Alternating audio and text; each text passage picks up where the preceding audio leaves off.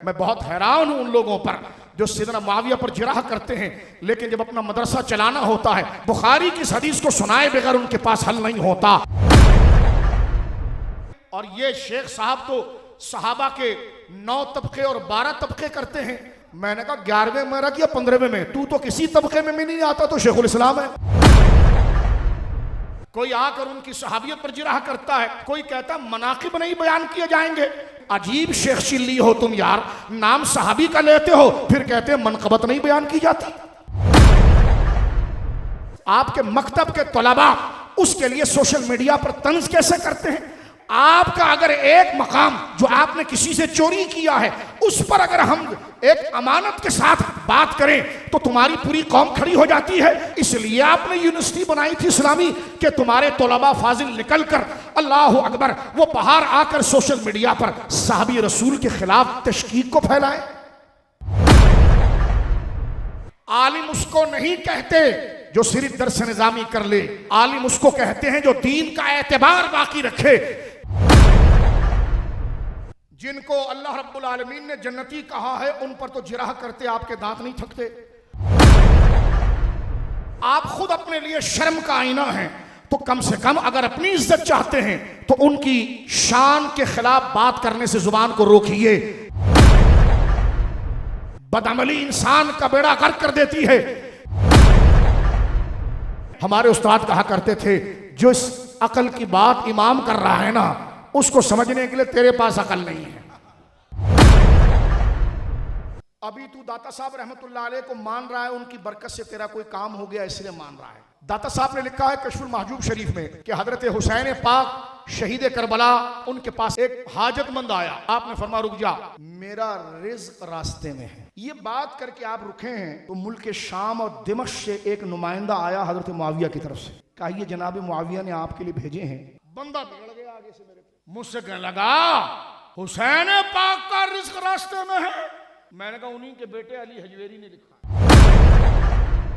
सिर्फ सहाबा ही वली नहीं, कुरान उतरा उनके लिए। वो कौन लोग थे जिन्होंने एतबार शरीयत को बहाल किया, जिस पर रब की रिजा इतनी आई कि रब ने कहा ला खौफुन अलैहिम वला हुम यहज़नून। जान है इश्क़े मुस्तफा रोज फजू करे खुदा, जिसको हो दर्द का मजा नाजे दबा उठाए क्यों, फिर के गली गली तबा ठोकरे दर की खाए क्यों, दिल को जो अक्ल दे खुदा तेरी गली में जाए क्यों। अस्सलामु अलैकुम व रहमतुल्लाहि व बरकातुहू। रब्बि इश्रह ली सदरी व यस्सिर ली अमरी वहलुल उक़दतम मिन लिसानी यफ़क़हू क़ौली। अल्हम्दुलिल्लाह अल्हम्दुलिल्लाहिल मुब्दिइल मुईदल गनिय्यिल हमीद ज़िल अफ़्विल वासिअ वल इक़ाबिश शदीद मन हदाहु फ़हुव सईदुस सदीद व मन अदल्लहु फ़हुवल बईदुत तरीद यअलमु मा ज़हरा व मा बतना व मा ख़फ़िया व मा अलना। वस्सलातु वस्सलामु अला अशरफिल अंबिया'i खातिमिन नबिय्यीन सय्यिदिल मुरसलीन शफीइल मुज़निबीन सय्यिदिल अव्वलीन वल आखिरीन सय्यिदिना व हबीबिना नबिय्यना व करीमिना व मौलाना मुहम्मद सल्लल्लाहु अलैहि वसल्लम अब्दुहु व रसूलुहु बिल हुदा व दीनिल हक़्क़ि अरसला। अम्मा बअद फ़अऊज़ु बिल्लाहि मिनश शैतानिर रजीम बिस्मिल्लाहिर रहमानिर रहीम। अलखिल्लाहु यौमइज़िन बअदुहुम लिबादिन अदुव्व इल्लल मुत्तक़ीन व फ़ी मौदिल आखर अऊज़ु बिल्लाहि समीइल अलीम मिनश शैतानिर लईनिर रजीम। सुम्मा औरसनल किताबल लज़ीना इस्तफ़ैना मिन इबादिना आमन्तु बिल्लाहि सदक़ल्लाहुल अज़ीम बिबरकति इन्नल्लाह व मलाइकतहु युसल्लूना अलन नबी या अय्युहल्लज़ीना आमनू सल्लु अलैहि व सल्लिमू तस्लीमा। मुहब्बत से दुरूद पाक अल्लाहुम्मा सल्लि अला सय्यिदिना व हबीबिना व मौलाना मुहम्मदिन तिब्बिल क़ुलूबि व दवाइहा व आफ़ियतिल अबदानि व शिफ़ाइहा व नूरिल अबसारि व ज़ियाइहा व अला आलिहि व सहबिहि व बारिक व सल्लिम सलातुन व सलामुन अलैका या सय्यदी या रसूलल्लाह।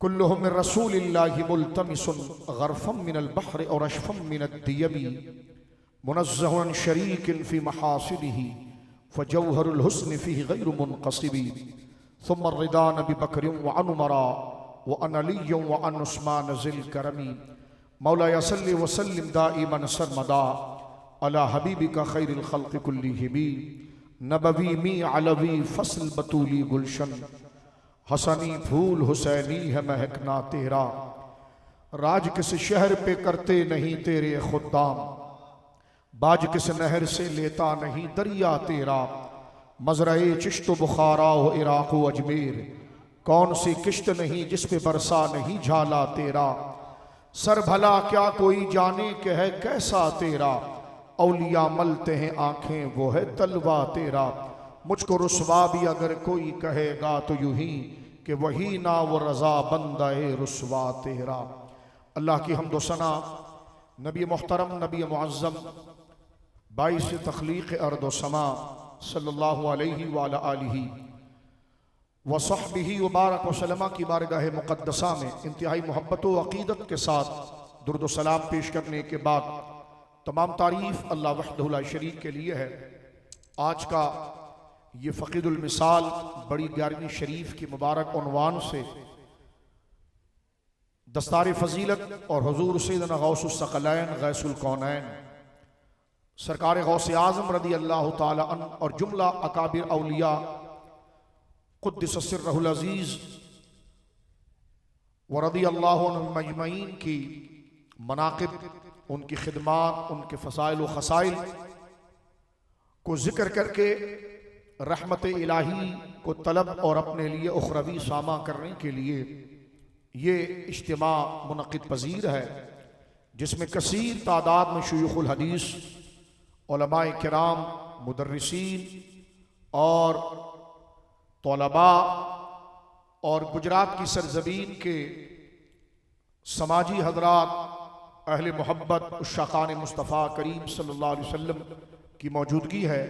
अल्लाह इन तमाम उलमा का साया अहले सुन्नत पर तादीर कायम व दायम रखे। इन तमाम जामिआत और नशर दीन के तमाम इन एहतमामात को अल्लाह रब्बुल आलमीन जल्ला व अला सुबह क़यामत तक इसके रास्ते और इसके ज़राए को वाज़े रखे। बिलखुसूस आज के इस मरकज़ी मजलिस के बानी मबानी और दाई पीर तरीक़त रहबर शरीयत हज़रत अल्लामा मौलाना अब्दुल रशीद साहब अवैसी दामत बरकातुहुल आलिया अतालल्लाहु बक़ाअहु, आपकी शख्सियत मुबारक जिसकी खिदमत और अवैसिया इंटरनेशनल फाउंडेशन के हवाले अवैसिया फाउंडेशन इंटरनेशनल के हवाले से अभी हज़रत ख़ुद इसकी तफसील और मुतअद्दिद ऐलानात में हमने मदारिस के हवाले से और समाजी कामों में अपनी गिरां कदर खिदमात पेश करने के हवाले से हज़रत अल्लामा साहब क़िबला दामत बरकातुहुल आलिया और इनके फाउंडेशन के तमाम अफराद की खिदमात को हम सुन रहे थे। अल्लाह रब्बुल आलमीन जनाब अल्लामा साहब को नज़र बद से महफूज रखे और जिस तरह इस इलाके में आपने फ़रोग़ अमन के लिए और अक़ीदा हक़्क़ा के नशर के लिए और सबसे बड़ी खुश आइन बात यह कि उलमा की जमीयत को अपने साथ रखकर और उस मोहब्बत और अख़ुवत और इल्मी दयानत का मुज़ाहरा करते हुए जो आप अक़ीदा हक़्क़ा अहले सुन्नत और इस्लाम की तर्जुमानी फरमा रहे हैं, अल्लाह रब्बुल आलमीन आपको और तमाम उलमा रब्बानीयीन जो यहाँ मौजूद हैं तमाम को नज़र हासिद और नज़र शर से महफूज रखे और अल्लाह रब्बुल आलमीन आपके हल्क़ा इरादत मुरीदीन में इजाफ़ा फरमाए और ज़राए खैर आप तमाम बुज़ुर्गों के लिए मुसख्खर फरमाए और इस फ़कीर को भी अल्लाह रब्बुल आलमीन इस निस्बत मुबारका के सदक़े हिज़्ज़ वाफ़िर अता फरमाए। मेरे दोस्तों बुज़ुर्गों, एक तो दस्तार फ़जीलत का ये उन्वान है। अभी आपने देखा कि कसीर तादाद में जामिया अवैसिया के फ़ज़ला अल्हम्दुलिल्लाह जिनके सरों पर तहफ़ीज़ कुरान के शर्फ़ की सूरत में दस्तार फ़जीलत सजाई गई इकराम व इज़्ज़त के लिए। अल्लाह इनके वालिदैन को इस सादतों से दुनिया व आखिरत में बहरावर करे और बिलखुसूस मैं इन तलबा के असातिज़ा को सलामी अक़ीदत पेश करता हूँ कि जिन्होंने इंतहाई मुशक्क़त शाक़ा मेहनत शाक़ा से इनको पढ़ाया और हर शख्स जानता है कि एक तालिब इल्म को आम हुरूफ और आम कलिमात समझाना ये इंतहाई दिक्कत और एक मेहनत शाक़ा है। फिर ये कि अल्लाह के दीन की खिदमत के लिए उनके सीनों को कुरान करीम के लिए कुशादा करना और उनके तलफ़्फ़ुज़, उनकी क़िराअत, उनकी तरतील और कुरान करीम और अखलाक व आदाब के रास्ते पर चलाना, इन असातिज़ा को अगर सोने में भी तोला जाए तो मैं समझता हूँ ये इनकी कदर के मुआफिक नहीं कि जो अल्लाह ने इनको एजाज़ दिया और उन्हें अल्लाह के दीन की खिदमत और इस उम्मत पर जो एहसान किया। मैं उन तमाम असातिज़ा के लिए दुआ गो हूँ कि जिन्होंने इन बच्चों को कुरान करीम हिफ्ज़ कराया, अल्लाह रब्बुल आलमीन इसकी बेहतरीन जज़ा उन असातिज़ा को दुनिया व आखिरत में दुनिया के तमाम इनामात और मकासिद खैर की सूरत में अल्लाह रब्बुल आलमीन अता फरमाए। मेरे दोस्तों बुजुर्गों, दो बातें इस हवाले से, क्योंकि वक्त ज्यादा हो चुका है, अर्ज करना चाहूंगा। एक तो दस्सार फजीलत है और दूसरा बड़ी 11वीं शरीफ। इस हवाले से पहली बात तो ये समझ लीजिए, जो तोलबा बैठे हैं वो भी और जो इल्म दीन से वाबस्ता वो भी, कि मन कान अल्लाहु लहू, जिसने अपने आप को अल्लाह के हवाले कर दिया, अल्लाह की नेमतें सारी उसके हवाले हो जाती हैं। इल्म दीन के साथ अपने आप को वाबस्ता करना ये अल्लाह रब्बुल आलमीन जल्ला वाला का वो फजल है।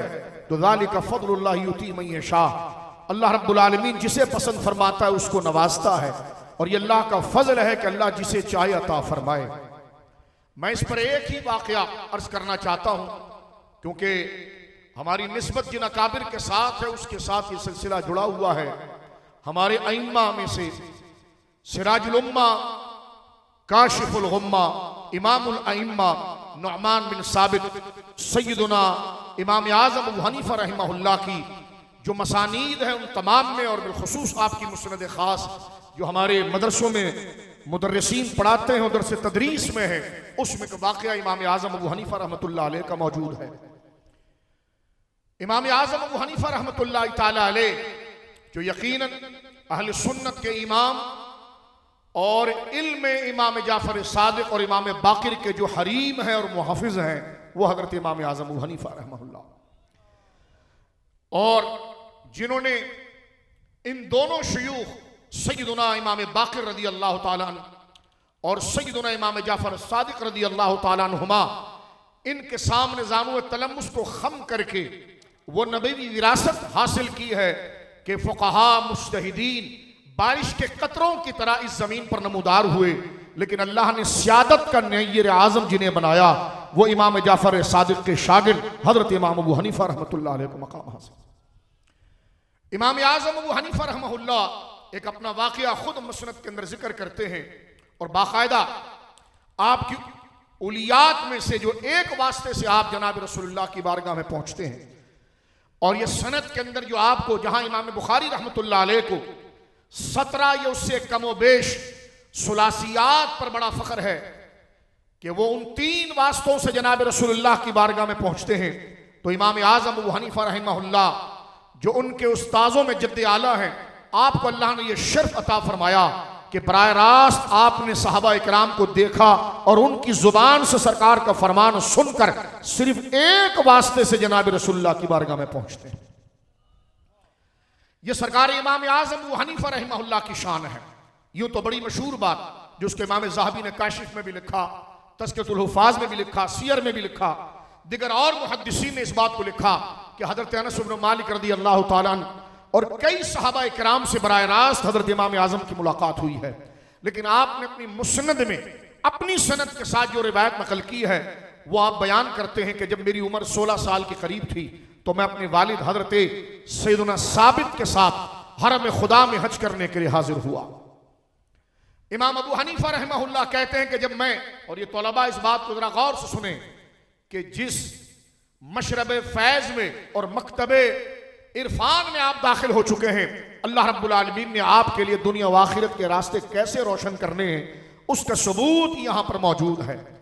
एक तौलबा को चाहिए, एक तालिबे दीन को चाहिए कि वो दुनियावी मनफात और दुनियावी शय के हुसूल की बजाय जो अल्लाह रब्बुल आलमीन की मर्जी और उसकी कुदरत का मंशा है और उसके दीन का तकाजा है, बिला खौफत लाइन लौमत लाइन, बगैर किसी मलामत करने वाले, तंज करने वाले, तान करने वाले, दुनिया के हरीस की दाद और तशनी की परवाह किए बगैर, उसकी मदहो मुजम्मत और जम और मदह की परवाह किए बगैर वो अल्लाह के दीन को बयान करे। जब वो अल्लाह के दीन का एतबार करेगा तो खुदा खुद अपनी मखलूक के दिलों में उसके एतबार को बिठा देगा। जो ये चाहता है कि मैं खल्क की नजरों में इज्जत वाला हो जाऊं, उसे चाहिए कि वो अपनी नजरों में अल्लाह के दीन का एतबार बहाल करे,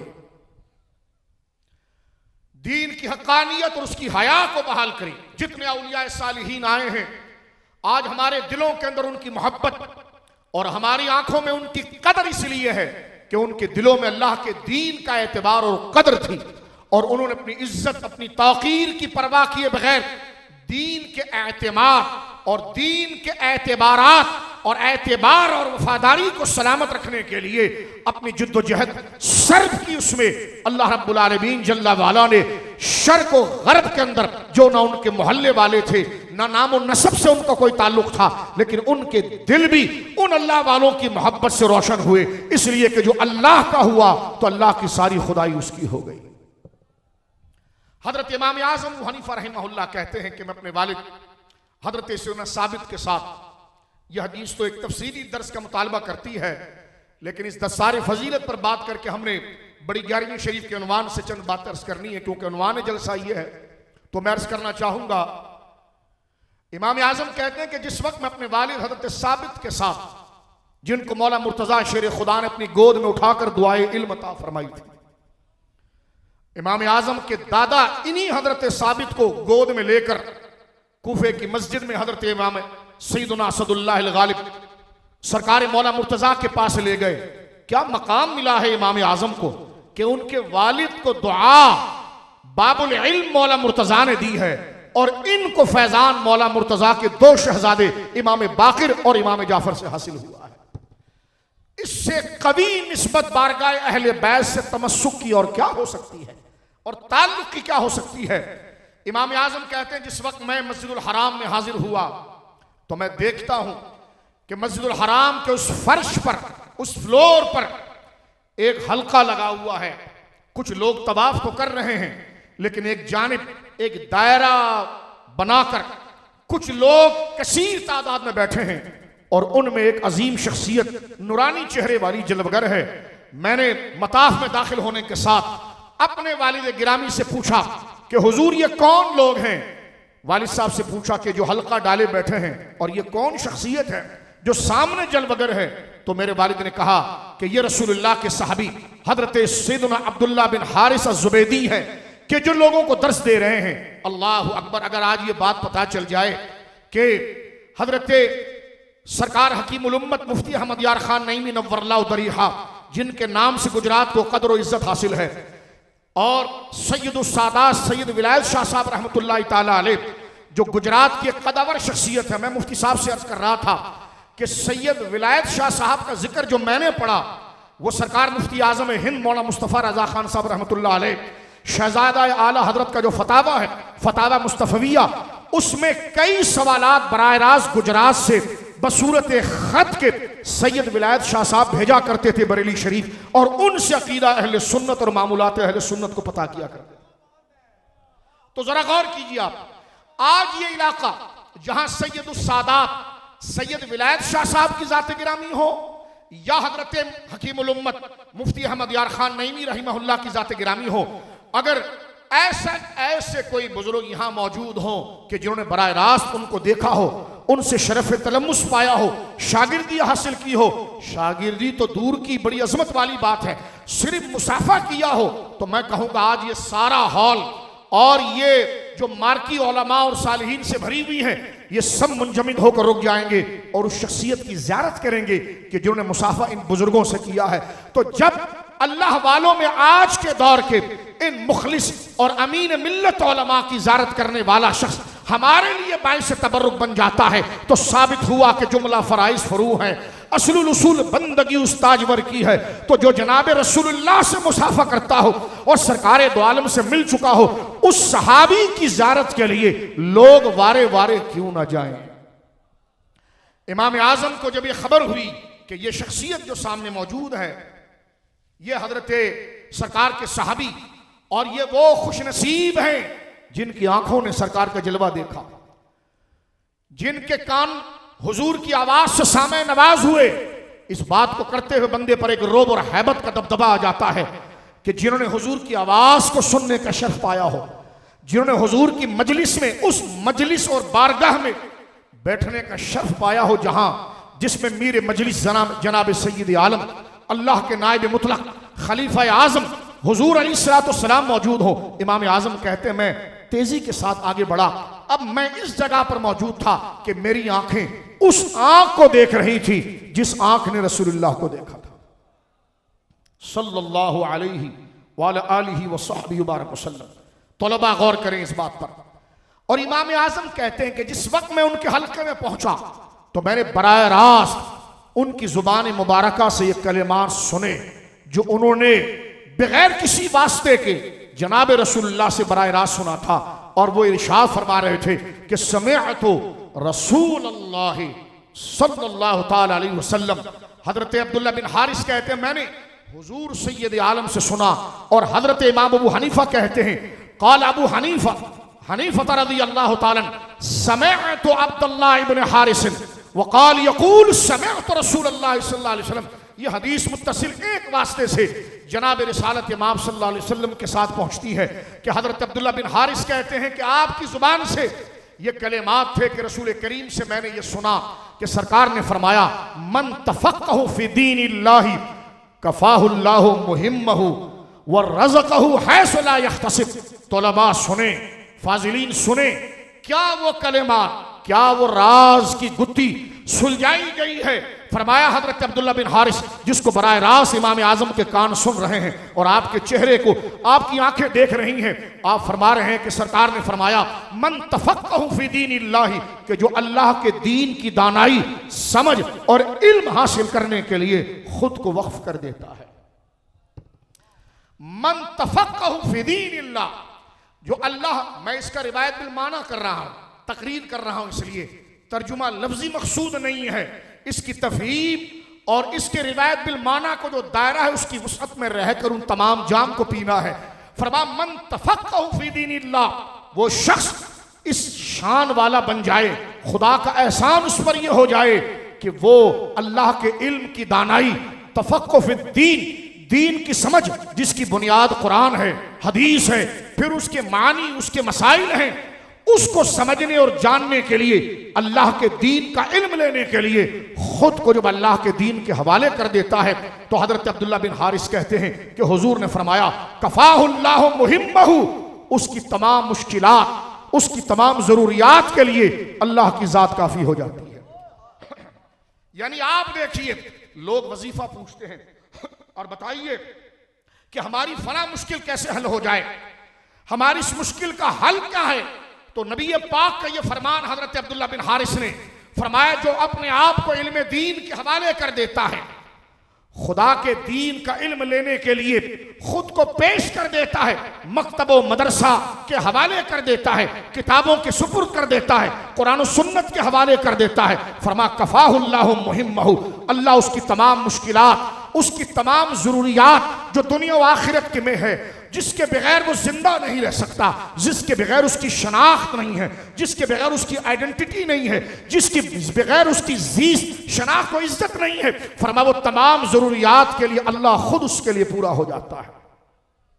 और फिर मजीद ये है कि वरज़क़हु हैसु ला यहतसिब, उसे वहां से रिस्क देता है जिसका उसे गुमान भी नहीं होता। लिहाजा तलबा को चाहिए कि तलब दुनिया की बजाय खुद को इल्म दीन के हवाले करे और जो पढ़ा है उस पर अमल करे, जो पढ़ा है उस पर अमल करे। वालिदैन के हुकूक पड़े हैं तो उसी तरह उनके साथ निभाव करे, असातिज़ा के हुकूक पड़े हैं उसी तरह निभाव करे, अल्लाह के जो हुक्म पड़े, जो इबादात हैं, जो फराइज हैं, जो हराम और ममनुआत हैं, आंखों का गुनाह, कानों का गुनाह, जुबान का गुनाह, खलवत की बेहयाई, जाहिरी बेहयाई, उसकी मजम्मत, उसकी ममानात और उसकी बुराई जो पड़ी है उससे रास्ते से पूरे तौर पर रुके। जो रसूलुल्लाह का हक पड़ा उसको निभाए, जो सहाबा का हक पड़ा उसको निभाए, जो अहले बैत का हक पड़ा उसको निभाए, जो दीन की सरबुलंदी के लिए और एलाए कलिमतुल हक अपनी तमाम कुव्वत और सलाहियत को दीन के नाम की को बुलंद करने के लिए और पैगाम दीन को करिया करिया गोशा गोशा अपनी सलाहियतों के वास्ते से पहुंचाने के लिए जो जिम्मेदारी पड़ी उसमें वक्फ हो जाए। फरमाया जिसने अपने आप को इस हवाले कर दिया उसे फिर न दुनियावी किसी रिस्क की परेशानी रहती है, न आखिरत की किसी रहमत की परेशानी रहती है।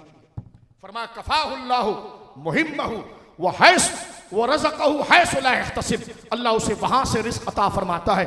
और यहां रिस्क से मुराद चावल नहीं है, सिर्फ यहां रिस्क से मुराद गोश्त बोटी आटा नहीं है। सिर्फ हमारे असातिज़ा पढ़ाते हैं, हम पढ़ते हैं बेजावी में, इब्तिदा में रिस्क की तारीफ नासिर मिल्लत ने की है। रिस्क से मुराद अल्लाह की रहमत का वो हिस्से वाफिर है, वो हिस्सा है जिसमें हर खैर जमा होकर आ जाए। हम रिस्क का माना उमूमन ये रिस्क बमाना हिस्सा, कौन सा हिस्सा? अल्लाह की रहमत का हिस्सा। अब वो जिस सूरत के अंदर हो अल्लाह रब्बुल आलमीन जल्ला व अला उसके सामने अल्लाह की रहमत उसके सामने ले आती है। जिस तरह से अमीर मुआविया रज़ी अल्लाह ताला से रिवायत बुखारी के अंदर है। मैं बहुत हैरान हूं उन लोगों पर जो सैयदना मुआविया पर जिराह करते हैं, लेकिन जब अपना मदरसा चलाना होता है तो इस हदीस को सुनाए बगैर, बुखारी की इस हदीस को सुनाए बगैर उनके पास हल नहीं होता कि अन मुआविया रज़ियल्लाहु ताला समिअतु रसूलल्लाह सल्लल्लाहु अलैहि वसल्लम खतीबन यक़ूल मन युरिदुल्लाहु बिही खैरा युफ़क़िहु फ़िद्दीन व इन्नमा अना क़ासिमुन वल्लाहु युती। सैयदना मुआविया कहते हैं मैंने हुजूर को मिंबर पर खुतबा देते हुए देखा और सरकार खुतबे में फरमा रहे थे अल्लाह जिससे बेहतरी का इरादा करता है उसे अपने दीन की समझ और तफक्कुर अता फरमा। आज कुछ लोग ये रिवायत पढ़ते हैं लेकिन आगे से पढ़ते हैं कि मैं युरिदुल्लाहु बिही खैरा युफ़क़िहु फ़िद्दीन। मैंने कहा रावी कौन है ये भी पढ़ दें आप, सनद के बगैर तो सनद तो दीन है। ये बात आप तक पहुंची कैसी है? और है भी बुखारी में। और ये शेख साहब तो सहाबा के 9 तबके और 12 तबके करते हैं और हजरत मुआविया को उस तबके में रखते हैं। मैंने कहा किसी तबके में भी रखो, लेकिन जब इल्म की बात आती है तो पहले तबके में ही उनकी हदीस पढ़ी जाती है। तवज्जो है आपकी?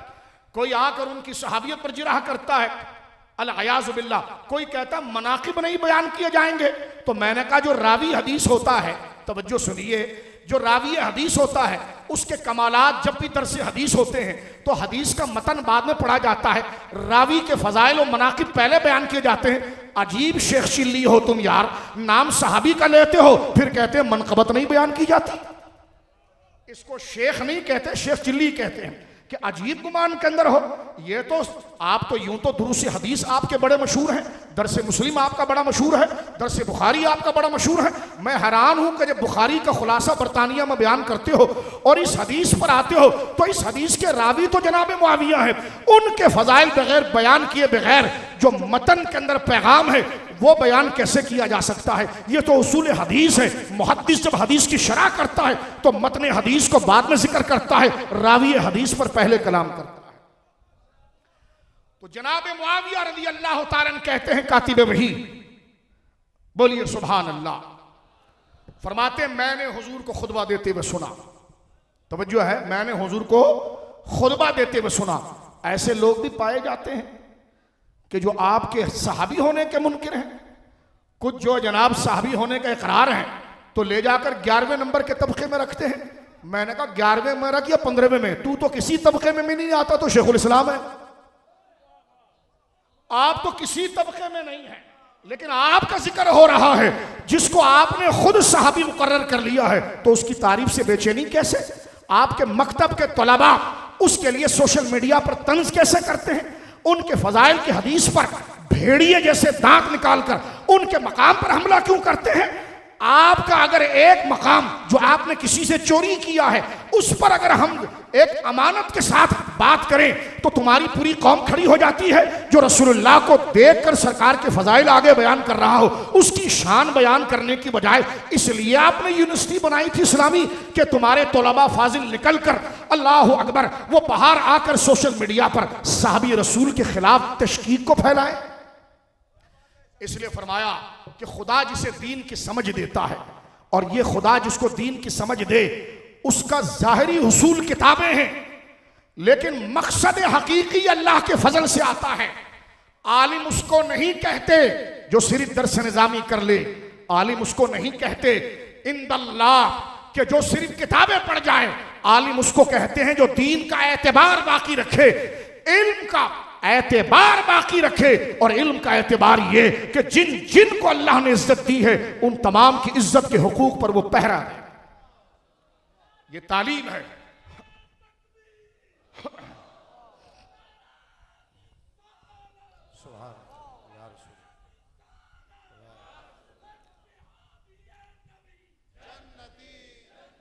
इतनी इजाजत तो दीजिए कि हम आप पर तंज करें। जिनको अल्लाह रब्बुल आलमीन ने जन्नती कहा है उन पर तो जिराह करते आपके दांत नहीं थकते, और आपकी जिंदगी में इतने तनव्वु और आप इतने मुलव्वन हैं। अब इसकी तशरीह करूंगा तो गजब हो जाएगा। आप में इस कदर तसन्नो और तनव्वु है कि आप खुद अपने लिए शर्म का आईना हैं। तो कम से कम अगर अपनी इज्जत चाहते हैं तो उनकी शान के खिलाफ बात करने से जुबान को रोकिए कि जिनकी शान और जिनकी अजमत को कबूल किए बगैर हमें दीन ही समझ में नहीं आता। इल्म दीन के फजाइल का पहला सरनामा जनाब मुआविया बयान करते हैं कि कहते हैं कि समय तो रसूल अल्लाह खतीबन, मैंने हुजूर को मिंबर पर खड़े होकर यह खुतबा देते हुए देखा है कि यकूल फरमा रहे थे कि मैं युरिदिल्लाह बिही खैरा युफक्किहु फिद्दीन, कि अल्लाह जिससे बेहतरी का इरादा करता है उसे अपने दीन का फकीह बना देता है, दीन की दानाई अता फरमा देता है, दीन का शर्म अता फरमा देता है, दीन की वफादारी अता फरमा। और फरमाते व इन्नमा अना कासिमुन वल्लाहु युती, और मैं ही बांटने वाला हूं और अल्लाह देने वाला है। और इल्म मानी का तो यह कायदा है कि जब मफूल के अफराद कसरत हो जाए तो फिर उसको हज़फ किया जाता है। ये तो हम बाकायदा मेरे दोस्तों बलागत की किताबों में बचपन से पढ़ते आए हैं कि अफराद मफूल के अफराद की कसरत की बिना पर उसे हज़फ किया जाता है। फरमा इन्नमा अना कासिमुन, मैं बांटने वाला हूं, क्या ये नहीं बताया। वल्लाहु यूती, अल्लाह देने वाला है, क्या नहीं बताया। अफराद मफूल को हज़फ इसलिए किया कि उसकी कसरत हद्दे हिसाब में नहीं आती। तो तर्जुमा यह होगा कि जो जो खुदा दे सकता है वो मैं बांट सकता, जो खुदा दे सकता है वो मैं बांट सकता हूं। तो लिहाजा इल्म दीन के लिए लाजिम यह है, तौलबा के लिए जरूरी यह है कि वो अपने दीन पर तवज्जो दें, दीन के अहकाम पर अमल करें। और अमल पर एक जुमला कहकर मैं आगे बढ़ जाना चाहता हूं। इमाम अहले सुन्नत मुजद्दिद मियत हाजिरा, उनके लिए जरूरी नहीं है कि मिस्र से किसी बंदे को बुलाकर कोई ऐलान करवाएं, आंख वाला तेरी जोबन का तमाशा, तवज्जो है, आंख वाला, मैंने कहा अमल से साबित करें आप, आंख वाला तेरी जोबन का तमाशा देखे, दीदाए कोर को क्या नजर आए, क्या देखे। हम भी तो देखे ना कि कौन सा ऐसा मुजद्दिद दुनिया पर आया जिसने सिद्दीक की अफजलियत के ऊपर इश्काल कायम किया हो और फिर वो मुजद्दिद भी बन चुका हो। मैं एक तालिब इल्म होने की हैसियत से सवाल कर रहा हूं, हमने तो कोई तारीख इस्लाम में अहले सुन्नत का ऐसा मुजद्दिद क्या आलिम नहीं देखा कि जो सहाबा के मर्तबे और मकाम के बयान में तशकीक को बयान कर जाए और ऐसी जुर्रियत पीछे पैदा कर जाए जो अहले सुन्नत की जड़ें खोखली कर रही हो। मैंने कहा मुजद्दिद और होता है, मुहर्रिफ और होता है। मुजद्दिद जिला देता है, मुहर्रिफ चोरी करता है। नाम बदलने से कुछ नहीं होता, काम से पता चलता है बंदा क्या है। वाह वाह वाह, सुभान अल्लाह सुभान अल्लाह। तवज्जो कीजिए, क्योंकि दस्तार का प्रोग्राम है तो इल्म की दयानत बयान करना हम पर लाजिम है। तो सुन लीजिए, मुजद्दिद नियत मुस्तमिर्रा, मुजद्दिद नियत माजिया, मुजद्दिद नियत मुस्तमिर्रा। और शाह इमाम अहमद रजा खान फादिल बरेलवी नव्वर अल्लाह दरीहा एक जुमला लिखते हैं, तौलबा सुने। आला हज़रत से पूछा गया कि इल्म अफजल है या अमल, क्योंकि दस्तार का प्रोग्राम है, ये हमारा मुस्तकबिल मौजूद है और हम तमाम इसके, क्योंकि इल्म के बगैर अमल वो ऐसा चिराग है जो खुद जल रहा हो, लोगों को रोशनी दे रहा हो, लेकिन खुद उसका कोई फायदा नहीं, वो जल रहा है, इसमें कोई शक नहीं। इमाम अहले सुन्नत फरमाते, जरा गौर कीजिए, बड़ी दकीक बात की है और इसको मैं और आप अपने पल्ले बांध लेना तो हमारी तन्हाइयां नेक हो जाएं। साहिब रूहुल मानी अल्लामा हकी ने लिखा है कि एक बुजुर्ग से उनके किसी शागिर्द ने कहा, हुजूर मेरे लिए दुआ करो। फरमाया खुदा तेरी तन्हाई अच्छी करे। अल्लाह अकबर। फरमाया खुदा तेरी तन्हाई अच्छी करे। जिसे तन्हाई का खौफ है वही खुदा का वली है। जिसे तन्हाई में हया मिल जाए, अल्लाह मेरी और आपकी तन्हाइयां पाक कर दे। तन्हाई में मेरी और आपकी आंखों को पाक रखे। तन्हाई और खलवत और प्राइवेसी में अल्लाह मेरे और आपकी कानों को पाक रखे। लोगों के सामने पाक होना भी एक कमाल है, इसका इनकार नहीं। जिस तरह एक बुजुर्ग से किसी ने पूछा, मेरी जुबान अल्लाह का जिक्र करती है, दिल नहीं करता है, क्या करूं? फरमाया इस पर भी शुक्र अदा कर। के लगे वो कैसे? का शुक्र करके तेरे बदन का कोई एक हिस्सा तो अल्लाह का जिक्र कर रहा है। आगे बढ़, पीछे ना हट, कोशिश कर जुबान से कल्ब तक की रसाई। ये ना हो कि अगर खलवत खराब हो लियाज़ुबिल्लाह तो ऐसे मुबारक मजमों को छोड़ दिया जाए। ये खुदा के फजल से खाली नहीं, चाहिए ये कि इसका नतीजा खलवत में नजर आए। खलवत और जलवत, मजमा और तन्हाई दोनों जिक्र रसूल, मोहब्बत रसूल, अदब इलाही और अखलाक इलाही के साथ हो। लेकिन अगर कहीं कमजोरी खलवत में पाई जा रही है तो उसका इलाज भी इसी जलवत से होगा। कहना जनाब मैं अंधेरे में सही नहीं, मैं तन्हाई में सही नहीं, लिहाजा मैं मजमा छोड़ देता हूं, तो ये तो बर्बादी हो गई, क्योंकि वह तन्हाइयां यहीं से ठीक होगी। लोग कहने लगे मुझसे, आप इतना जोर से क्यों सुभान अल्लाह कहलवाते हैं?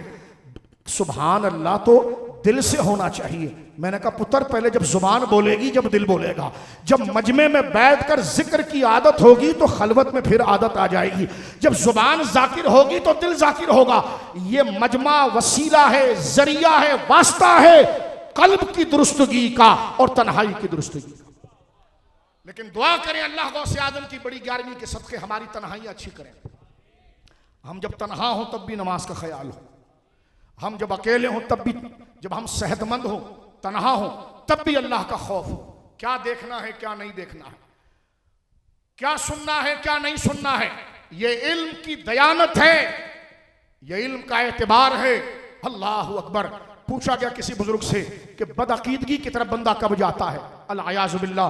ये अपनी इबरत के लिए बात कर रहा हूं, तंज नहीं कर रहा। अल्लाह अकबर। कि बंदा बदअकीदगी की तरफ कब जाता है? जैसे हुजूर ने फरमाया, एक बंदा उठेगा तो मुसलमान होगा, मरेगा तो काफिर होगा। अल-अयाज़ु बिल्लाह। पूरी जिंदगी नेकी के काम किए, मरा तो जनाब इस्लाम से निकल गया। ये कब होता है? ये बदअमली की वजह से होता है, ये कौल और फैल के तजाद की वजह से होता है। लोगों में पारसाई और तन्हाई में शैतान से बदतर हो जाना। अल-अयाज़ु बिल्लाह। तो तौलबा और हम सारे मुसलमानों को चाहिए अपनी जिंदगी से इस बदतरीन तजाद को निकालें। जिसका ऐलान मस्जिद में है उसी का क़याम घर के अंदर है, जिसका एतराफ मुर्शिद और उस्ताद के सामने है, तन्हाई में उसकी रूहानियत हो। अमल, कौल और अमल का ये बदतरीन तजाद बंदे को मरते वक्त कलमा छीन लेता है। बदअमली इंसान का बेड़ा गर्क कर देती है। जन्नत में ले जाने वाली चीज अमल और ईमान ही है, लेकिन इसे महफूज करने वाली चीज शरीयत पर अमल करना है और अमल की जिंदगी है। निजात ईमान और इल्म ही पर होगा, लेकिन वो ईमान और इल्म जिससे बचता है वो अमल है, अमल है, अमल है, अमल है। मेरे दोस्तों बुजुर्ग, आला हज़रत से जो पूछा गया, गौर कीजिए आप, कितना बड़ा नुस्खा इमाम अहले सुन्नत ने यहां पर जिक्र किया। आप इरशाद फरमाते हैं, आपसे पूछा गया कि इल्म का रुतबा बड़ा है या अमल का? इल्म, नॉलेज ज्यादा अहमियत है या प्रैक्टिकल? अमल ज्यादा रुतबा रखता है या इल्म? फरमाइए तो वाज़ेह और बदी बात है कि इल्म का रुतबा जो है वो अमल से ज्यादा है, इसमें तो कोई राय नहीं। इल्म जो है वो अमल से अफजल है। इल्म जो है, बोलो, अमल से। अब इस अफजल से सिद्दीक अकबर की अफजलियत का भी मसला निकल सकता है, क्योंकि अफजल और होता है, फजीलत और होती है। इसमें देखें ना, ये जो तकाबुल हो रहा है ये फर्द कामिल पर हो रहा है, ये अलल इतलाक पर हो रहा है। ये बात वो भी अपने मदरसों में करते हैं कि इल्म अफजल है, तो मैंने कहा फिर अमल बेकार है?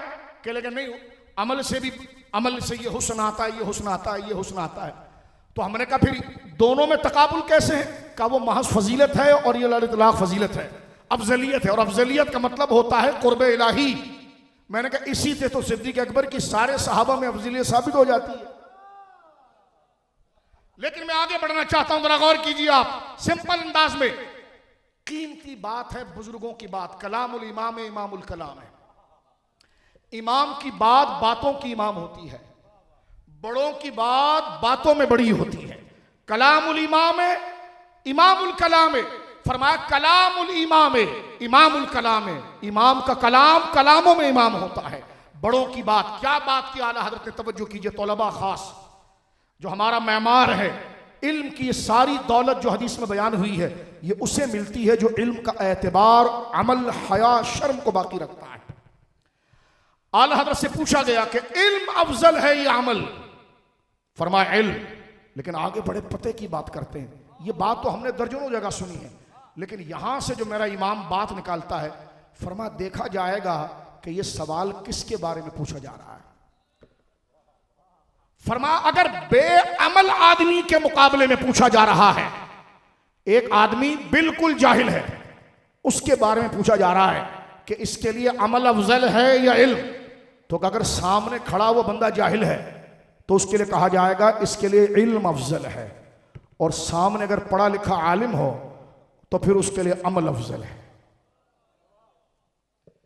और ये बड़े दयानत की बात है और बड़ी बारीक बात है, अगर मैं और आप इस पर गौर करें। फरमाया जाहिल के ये बात मुतलकन एक दर्जे में, इल्म अफजल है या अमल? फरमाया इल्म अफजल है, अमल से इल्म अफजल है। फिर रुक कर कहते हैं लेकिन पूछा जाएगा कि किसके बारे में सवाल हो रहा है। अगर जाहिल के बारे में सवाल हो रहा है तो जाहिल के लिए इल्म अफजल, और अगर पढ़े लिखे और आलिम के लिए सवाल हो रहा है तो उसके लिए अमल अफजल है, क्योंकि वो उसके लिए तरक्की, अल्लज़ीना आमनू व कानू यत्तकून। तो मेरे बुजुर्गों दोस्तों, ये वो चीज है जो दस्तार फजीलत का पैगाम है कि आप जिस मशरब में आ गए हैं इसमें आपका कोई कमाल नहीं, ये अल्लाह ने आपको तजवीज कर लिया है, चुन लिया है। अब इसमें रहने के लिए अल्लाह से दुआ करनी चाहिए कि मौला मुझे इसी रास्ते पर रख, और वो इल्म दे जिसमें नुकसान ना हो, बल्कि वो इल्म दे जिसमें फायदा हो। हमारे आका एक दुआ करते थे, सियाह में मौजूद है, नबी पाक सल्लल्लाहु अलैहि वसल्लम की दुआ, दुआ इल्तिजा होती है, दुआ मुतालबा होता है, लेकिन मुतालबे के लिए पहले बंदे का ज़हीन होना चाहिए कि क्या चीज़ मेरे लिए नुकसान है और क्या फ़ायदा है। और सरकार अक्ल कामिल है, काजियाज नकल करते हैं कि इंसानियत की सबसे बड़ी कदर अकल है, और हुजूर की अकल तमाम आलम के मुकाबले में ऐसे जैसे पूरे सहरा के सामने कतरा, हुजूर सैयद आलम के मुकाबले में बड़े बड़े ज़हीन दुनिया में जितने भी आए उनकी मिसाल एक कतरे की है, और उसके मुकाबले में रसूलुल्लाह की अकल का अंदाजा कैसे, फरमाया एक सहरा जैसा, एक सहरा, अंदाजा लगाइए एक सहरा के अंदर एक रेत का जर्रा नजर आता है। आप अगर बखर चले जाएं या बलूचिस्तान चले जाएं या सिंध के सहराओं में चले जाएं तो उस सहरा के अंदर जो पड़े हुए रेत के जर्रे हैं, वो एक जर्रे को इतने बड़े सहरा से क्या निस्बत। काजियाद अलैहि रहमत वहां पे मुनिब्बा से इस बात को नकल करते हैं, वो कहते हैं कि मैंने 70 से ज्यादा किताबों में उलमा की तहकीक देखी है कि रसूलुल्लाह की जहानत ऐसी थी बहैसियत इंसान कामिल के कि ज़हीन से ज़हीन लोग दुनिया में आ जाएं, उनकी अकल रसूलुल्लाह के मुकाबले में ऐसे है जैसे हुजूर की अकल एक मैदान और सहरा है, और सारी खुदाई की अकल उनके सामने एक जर्रा है। तो फिर नसीहत भी ऐसे बंदे से लिख ली है ना जिसकी अकल कामिल हो, क्योंकि बुजुर्गी भी अकल का नाम है। तवज्जो है आपकी, बुजुर्गी भी, शेख सादी रहिमहुल्लाह पढ़ाते हैं ना, क्या कहते हैं कि बुजुर्गी ब अकल अस्त न बसाल, तवंगरी ब दिल अस्त न बमाल।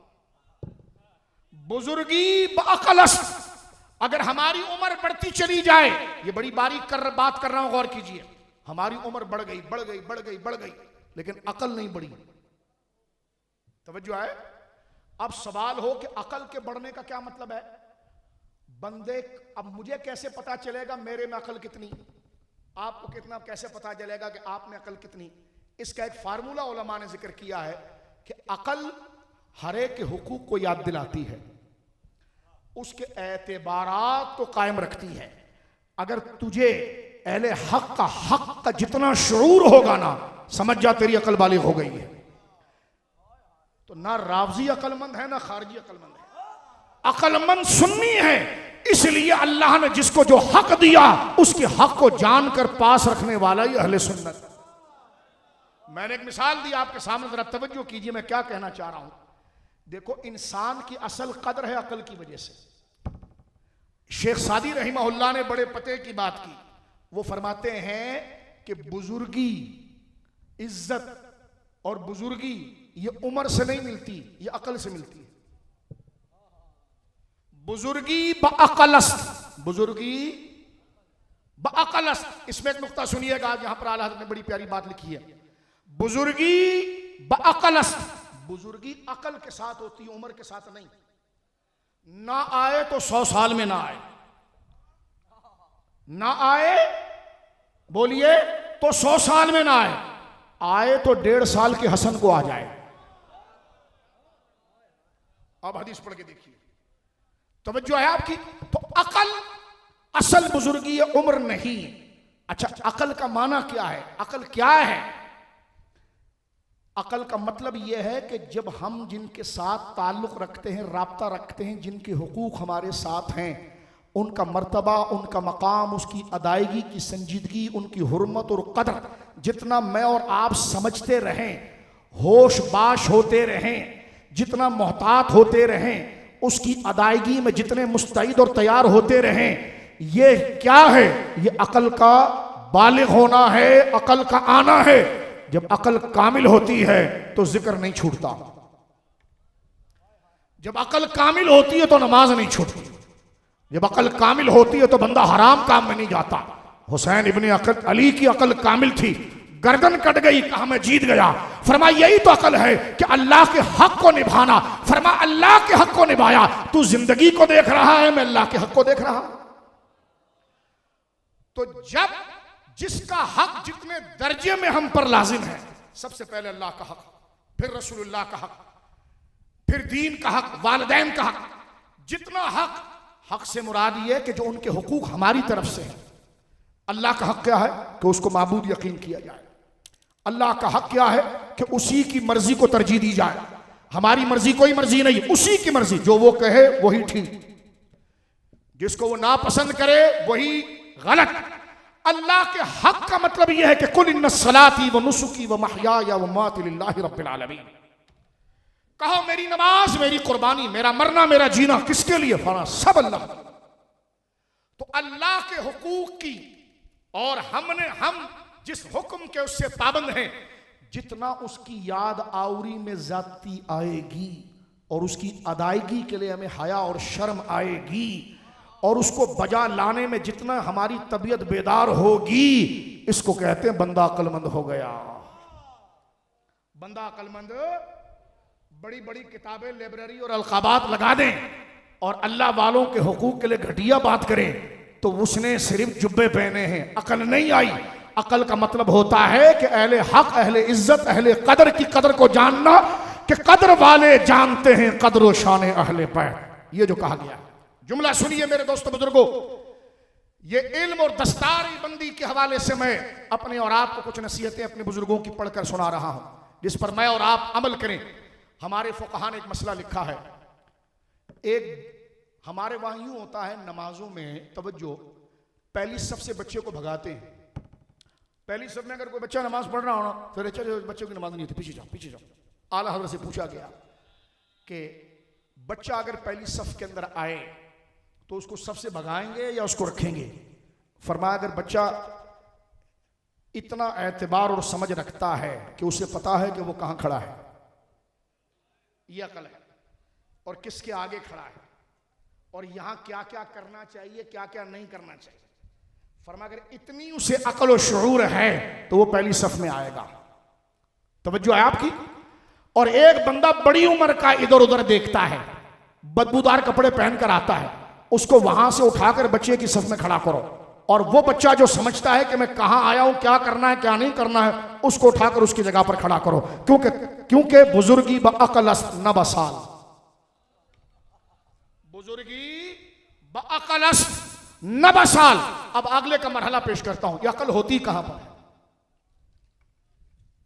ये तीसरा मरहला आ गया, क्योंकि जाहिर सी बात है हमारे वहां मंतिक में इल्म की तारीफ, हम इल्म हासिल कर रहे हैं, कितने ये 5 तारीफ तो फजल खैराबादी रहमहुल्लाह ने मिरकात में बयान कर दी है। आगे चलते हैं तो कुतुबी में एक अलग बहस शुरू हो जाती है। मुल्ला हसन की तरफ चलें तो और एक बात चलती है। 5 तारीफों में से एक तारीफ ये होती है हुसूल सूरत शै इंदल अक़ल। ये पढ़ते हैं ना मिरकात में, शरह तहज़ीब में हमने पढ़ी मंतिक में कि हुसूल सूरत शै इंदल अक़ल, चीजों का अकल के पास पाया जाना। अकल डिफाइन करती है कि वो इल्म बनेगा, तो इल्म बनता जब है कि वो अकल की बारगाह में पहुंचता है। तो अकल होती कहां पर है? अकल होती कहां पर है? यहां पर बुजुर्ग सवाल करते हैं। देखो, अकल है जो शऊर दिलाती है, अकल नूर है। आला हजरत ने अकल की तारीफ मलफूजात में लिखी है नूर, और नूर उसको कहते हैं जो खुद भी रोशन हो, दूसरे को भी रोशन कर दे। तो अकल होती कहां पर है? इस मुकदमे को पेश करके मैं 11वीं शरीफ के उन्वान की तरफ चंद मिनटों के लिए आऊंगा। अकल होती कहां पर है? तो यहां पर एक सवाल खड़ा होगा, कौन सी अकल?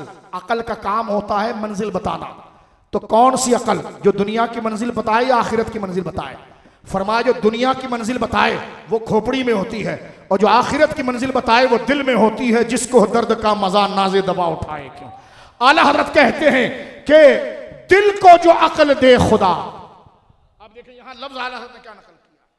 जान है इश्क मुस्तफा, जान है इश्क मुस्तफा, रोज फजू करे खुदा, जिसको हो दर्द का मजा नाजे दबा उठाए क्यों। फिर के गली गली तबा, ठोकरे दर की खाए क्यों। दिल को जो अकल दे खुदा, तेरी गली में जाए क्यों। एक मौली साहब के लगे, अकल तो होती है दिमाग में, आप ये पढ़ते रहते हैं, डंडा अगर सर पे मारो तो बंदा पागल हो जाता है, तो अकल का ताल्लुक दिल से तो नहीं है। हमारे उस्ताद कहा करते थे, जो इस अकल की बात इमाम कर रहा है ना, उसको समझने के लिए तेरे पास अकल नहीं है। नारे तकबीर। पीछे आइए दोबारा। अकल का पर्पस क्या है? पहले यह समझो कि अकल का मतलब क्या है, अकल का काम क्या है। रहनुमा, अकल रहनुमा है, अकल रोशनी है, अकल मुर्शिद है, अकल राह दिखाने वाली है। फिर एक सवाल खड़ा होगा, कौन सी राह? दुनिया की या आखिरत की? फरमाया जो दुनिया की राह दिखाए और मादियत सिखाए वो होती है खोपड़ी में, और जो हक की राह और आखिरत की मंजिल दिखाए वो होती है दिल के अंदर। तो मेरा इमाम जिस अकल की बात कर रहा है उसके लिए उस कैफियत को जारी कर। फरमाया दिल को जो अकल दे खुदा, तेरी गली से जाए क्यों। यहां अकल का फर्द कामिल, तवज्जो, अकल का काम है रहनुमा, और सबसे रहनुमा तो कई चीजें होती हैं, तो अकल का फर्द कामिल हुआ ईमान, और ईमान खोपड़ी में नहीं होता है, वो सीने में होता है, और उसकी जान इश्क़ रसूल होती है। इसको इमाम ने कहा कि दिल को जो अकल दे खुदा, तेरी गली से जाए। तो इन तमाम बातों का खुलासा माँ हसन लुबे लुबाब इसका ये निकला, वो इताअत रसूल और पैरवी है। मैं दाता साहब का एक हवाला पढ़ना चाहता हूं यहां पर। गंजे बख्शे फैज आलम, मेरे साथ मिलकर पढ़िए। गंजे बख्शे फैज आलम, मजहरे नूरे खुदा, नाकिसारा पीरे कामिल, कामिलारा कामिलारा रहनुमा। तवज्जो कीजिए, क्योंकि मैंने दस्तार की सूरत देखी तो मैंने कहा कुछ बातें बरमहल कुछ पेश की जाए इन तलबा के लिए और अपने लिए। अमल लाजिम है, तलबा सुन लें, शरीयत का एतबार लाजिम है, हर एक अदब शरीयत के दायरे में होगा। शरीयत को फलांग देना इल्म नहीं है, वो बदमाशी है। इबादत का नाम है शरीयत के दायरे में रहना, और जो जितना अल्लाह की बारगाह से शर्फ वाला है उसका शर्फ होने का मतलब यह कि वो उतना ही मुती और फरमाबरदार हो। तवज्जो है आपकी? ये शर्त सिर्फ मुरीद के लिए नहीं, पीर साहब के लिए भी है। ठीक है जी? और ये तलकीन सिर्फ पीर साहब के लिए नहीं, मुरीद के लिए भी अमल करना है। अब आप गौर कीजिए मेरे दोस्तों, यहां पर मैं एक बात आपकी खिदमत में हजरत दाता साहब की पेश करता हूं। दाता साहब रहमतुल्लाह अलैह ने अपनी मुबारक किताब कश्फुल महजूब शरीफ, और ये बड़ी 11वीं शरीफ की महफिल है। दाता साहब रहमतुल्लाह ताला अलैह हसनी सैयद हैं। आप 6 वास्तों से मौला इमाम हसन तक पहुंचते हैं, गौसे आजम 10 वास्तों से पहुंचते हैं। इमाम हसन पाक के बेटों की तादाद 9 भी लिखी गई है, 14 भी लिखी गई। तादाद की कसरत का इख्तलाफ हमारे लिए ज़ेर बहस नहीं कि वो नीचे कमेंट्स कर रहा है आपने 9 बताया तो 10 थे। मैंने कहा उससे मेरे सरोकारी नहीं। 2 में कतियात की बात करता हूं, 2 शहजादों की सिर्फ। एक मौला इमाम हसन मुसन्ना इब्न हसन रज़ी अल्लाह अन्हुमा और एक हजरत ज़ैद इब्न हसन अल मुज्तबा रज़ी अल्लाह अन्हुमा। हजरत मौला इमाम हसन के 2 मशहूर शहजादे,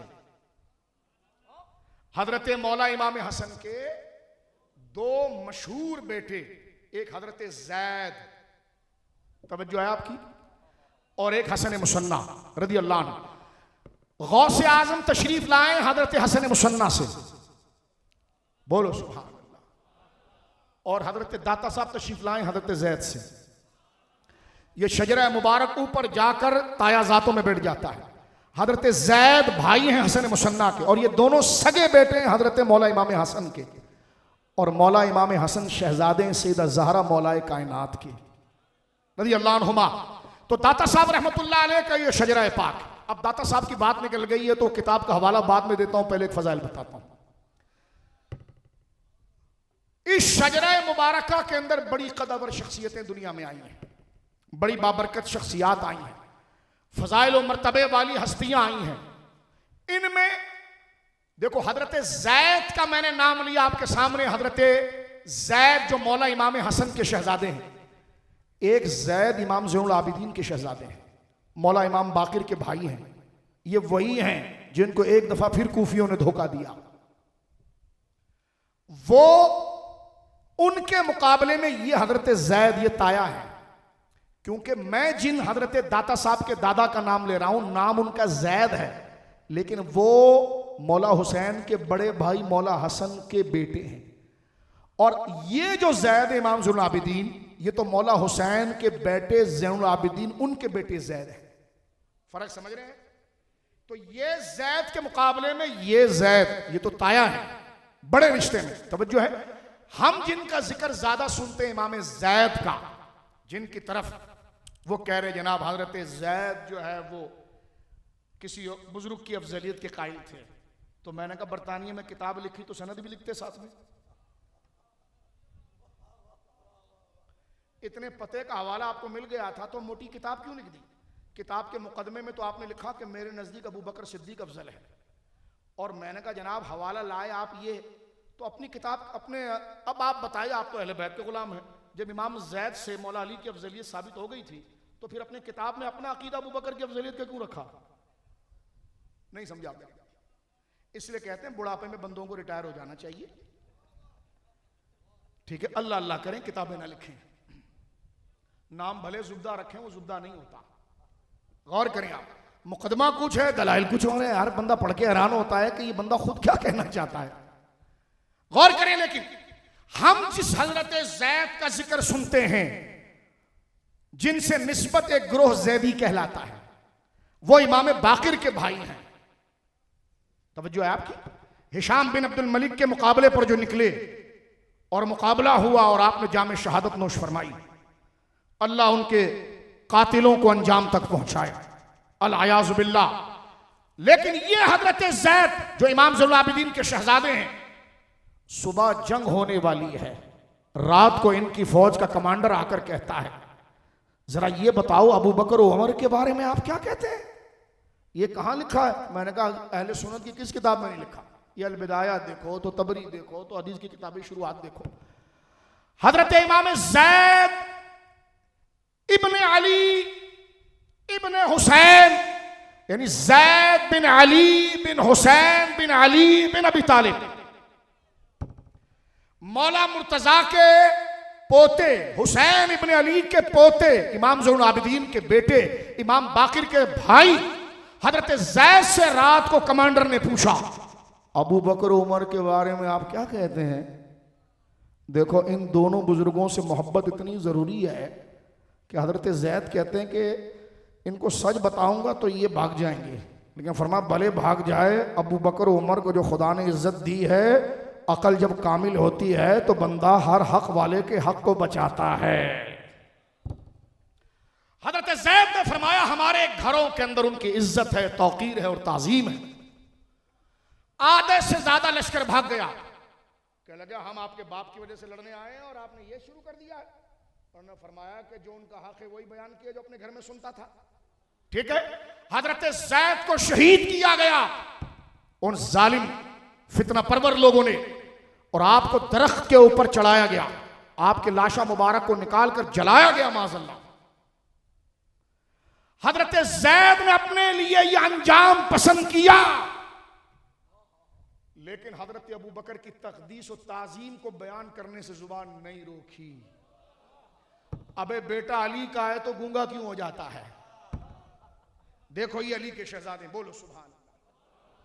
बात गलत हो तो फूं फां करना, और बात अगर सही हो तो सर नीचे झुकाकर सुनना। तवज्जो है आपकी? क्योंकि मैंने मुरीद नहीं बनाना है, अकल कामिल है, हम सब ने उधर ही जाना है। यानी मुरीद बनाना कोई गुनाह नहीं, लेकिन कहने का मकसद अपनी जात के लिए। मुरीद भी अल्लाह के लिए बनता है, उदउ इला सबील रब्बिक। तो जब अल्लाह के लिए बनाओ तो फिर अल्लाह किन बातों से नाराज होता है बता दे, अल्लाह किन बातों से तो खुश हो बता दे। तेरा काम है बताना, दिल में डालना नहीं। इसका मुकल्लफ तो अल्लाह ने अंबिया को नहीं किया, तो तू कैसे हो गया? इतना जोर ना लगा, अपने आप को बचा। आ जाता है ठीक है, नहीं आता तो मौला तेरी रिजा के लिए मैंने बोल दिया। ये आया नहीं आया ये तेरी मर्जी है, लेकिन जो तेरा हक मुझ पर था मैंने हक बात कर दी।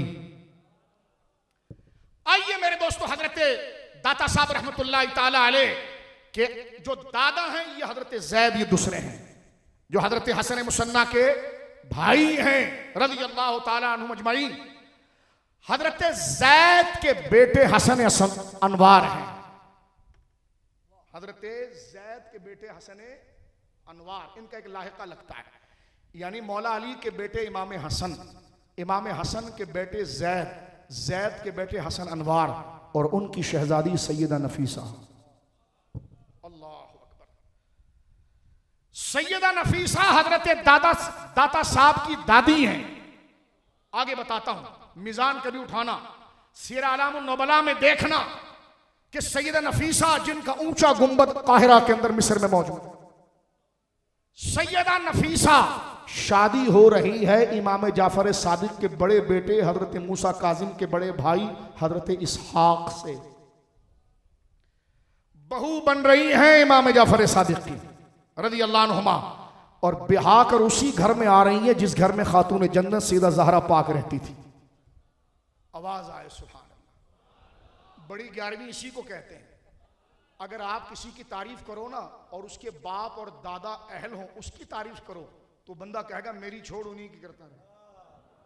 बोले सुभान अल्लाह। अब ये गौस पाक की 11वीं का तकाजा मैं अर्ज कर रहा हूं आपके सामने।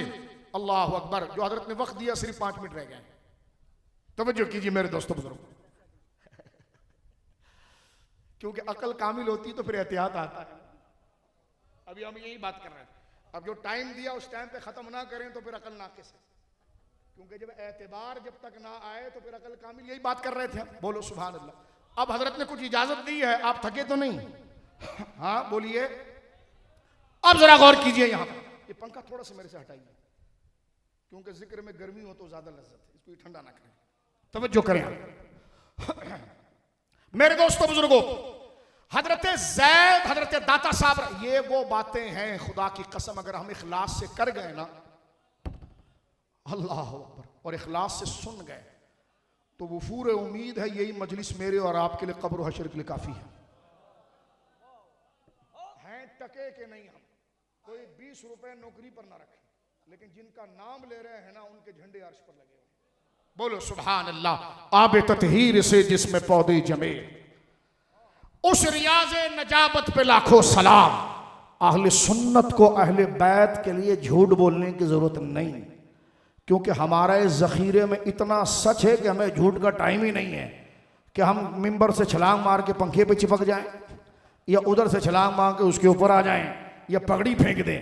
अबे पगड़ी गिर गई तो क्या जिक्र शिमले सलामत हो और जिक्र अहले बैत का हो, और पगड़ी फेंक दी तो फिर क्या जिक्र है? शिमला तना हुआ हो और जिक्र एहतराम से हो रहा हो। जब पगड़ी फेंक दी तूने जब बटन ही खोल दिए तो ये एक्टिंग कर रहा है या जिक्र कर रहा है? तेरा अंदाज बताए कि जिक्र जिस मुअज्जम का कर रहा है उसकी हैबत तेरे बदन तेरे लिबास से जाहिर हो रही है। तवज्जो कीजिए मेरे दोस्तों बुजुर्गों, हजरत दाता साहब रहमतुल्लाह अलैह के जद्दे अव्वल हजरत ज़ैद जो बिल्कुल बेटे हैं इमाम हसन पाक के, इमाम हसन पाक के और इमाम हसन पाक शहजादे मौला मुर्तजा के, हजरत ज़ैद इब्न हसन अल मुज्तबा, हजरत ज़ैद इब्न हसन, इनके बेटे हसन अनवार, उनकी बेटी सैयदा नफीसा पाक, पलखे नीचे करके कहो सुभान अल्लाह। ये अपने वक्त की सैयदा ज़हरा थी। आप पढ़ कर देखें, बड़ी बड़ी तहकीकात लिखी गई, यानी जिन्होंने सैयदा ज़हरा पाक की करामत देखनी ना, तो उनकी पोतियों में, उनकी औलादों में ये हस्ती ऐसी है, इनको पढ़ के बंदा हैरान होता है कि ज़हरा पाक की बुजुर्गी कैसी होगी, और ज़हरा पाक की बुजुर्गी को देखकर अंदाजा होता है सैयदा आमिना कैसी हुई। जो हुजूर से आई वो ऐसी बाकमाल, जिनसे हुजूर आए वो कैसे बाकमाल, और जिनसे ज़हरा आई हुजूर की हरीम नाज मेरी मां सैयदा खतीजा कैसी बाकमाल। बोलो ना सुभान अल्लाह। और सुन्नी तू सब की कदर कर गया, तू कैसा बाकमाल। हाँ जी बोलो सुभान अल्लाह। गौर कीजिए मेरे दोस्तों, हजरत ज़ैद इमाम हसन के बेटे ज़ैद के बेटे हसन अनवार, उनकी शहजादी सैयदा नफीसा, शादी हो रही है मूसा काजिम पाक के बड़े भाई हजरत इमाम जाफर सादिक के बेटे हजरत इसहाक से। शादी होकर तशरीफ ला रही है उसी हुजरा रसूल के साथ हुजरा सैयदा ज़हरा पाक जिसमें तशरीफ फरमा थी। कसरत से लोग मिस्र के इलाकों से हुब्ब अहले बैत के जज्बे में हाजिरी पेश करते हैं, इसरार करते रहे, आप हमारे साथ चलिए, आप हमारे साथ चलिए, आप हमारे। उन्होंने कहा रसूलुल्लाह का कुर्ब छोड़ के कैसे जाऊं, मेरी दादी का घर है, सैयदा ज़हरा पाक का घर है, ये छोड़ के कैसे जाऊं। लेकिन वो अकीदत में सच्चे थे, तो अपने शौहर के साथ आप रवाना हो गई मिस्र, जहां आज आप आराम फरमा रही हैं। और अपने वक्त का इमाम शाफई, मुस्तजाबुत तादात, वली कामिल, और वाकई में विलायत का वो आफ्ताब, जब कोई परेशानी आती तो खादिम को खत लिख कर देता कि अदब से जाओ और सैयदा ज़हरा की झोपड़ी के बाहर खड़े रहो, सैयदा नफीसा के पास खादिम से कहो कि शाफई कह रहा है, मोहम्मद इब्न इदरीस कह रहा है कि आप हाथ उठाएं ताकि खुदा की तकदीर यहां मुतवज्जे हो जाए। जिनके घर की दहलीज पर इमाम शाफई दुआए सवाल के लिए खड़े हो, ये दाता साहब रहमतुल्लाह अलैह की दादी जान, अल्लाह अकबर। और हजरत हसन की बेटी, जिस वक्त इमाम शाफई मोहम्मद इब्न इदरीस रज़ी अल्लाह अन्हु के विसाल का वक्त आया, तारीख इब्न खिलकान वफ़तुल अय्यान जिसको कहते हैं, जरा उठाकर देखें उसको, 7वीं 6वीं सदी के ये मौर्रिख हैं और बड़े मुस्तनद हैं।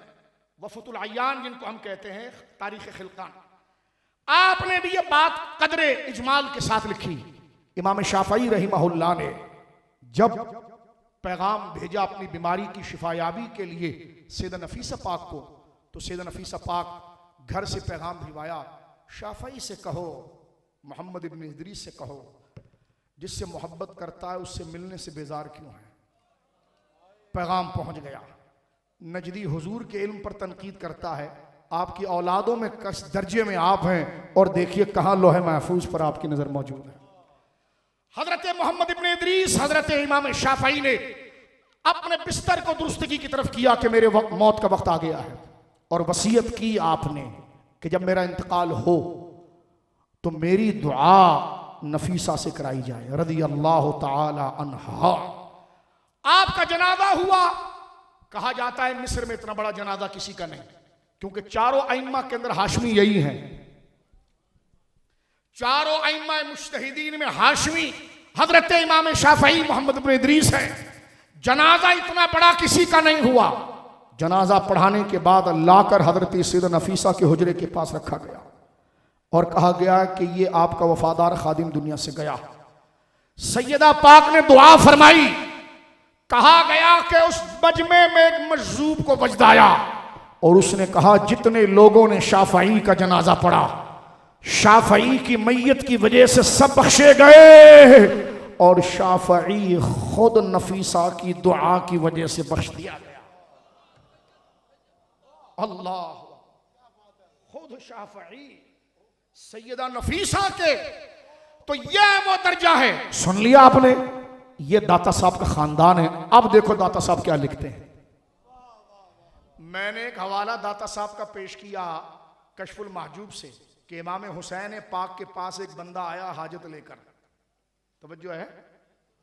मैंने कहा देखो बुजुर्गों को मानना है ना, अभी अल्लामा साहब बड़ी प्यारी बात कर रहे थे कि तबीयत से नहीं मानना है, शरीयत की वजह से मानना है।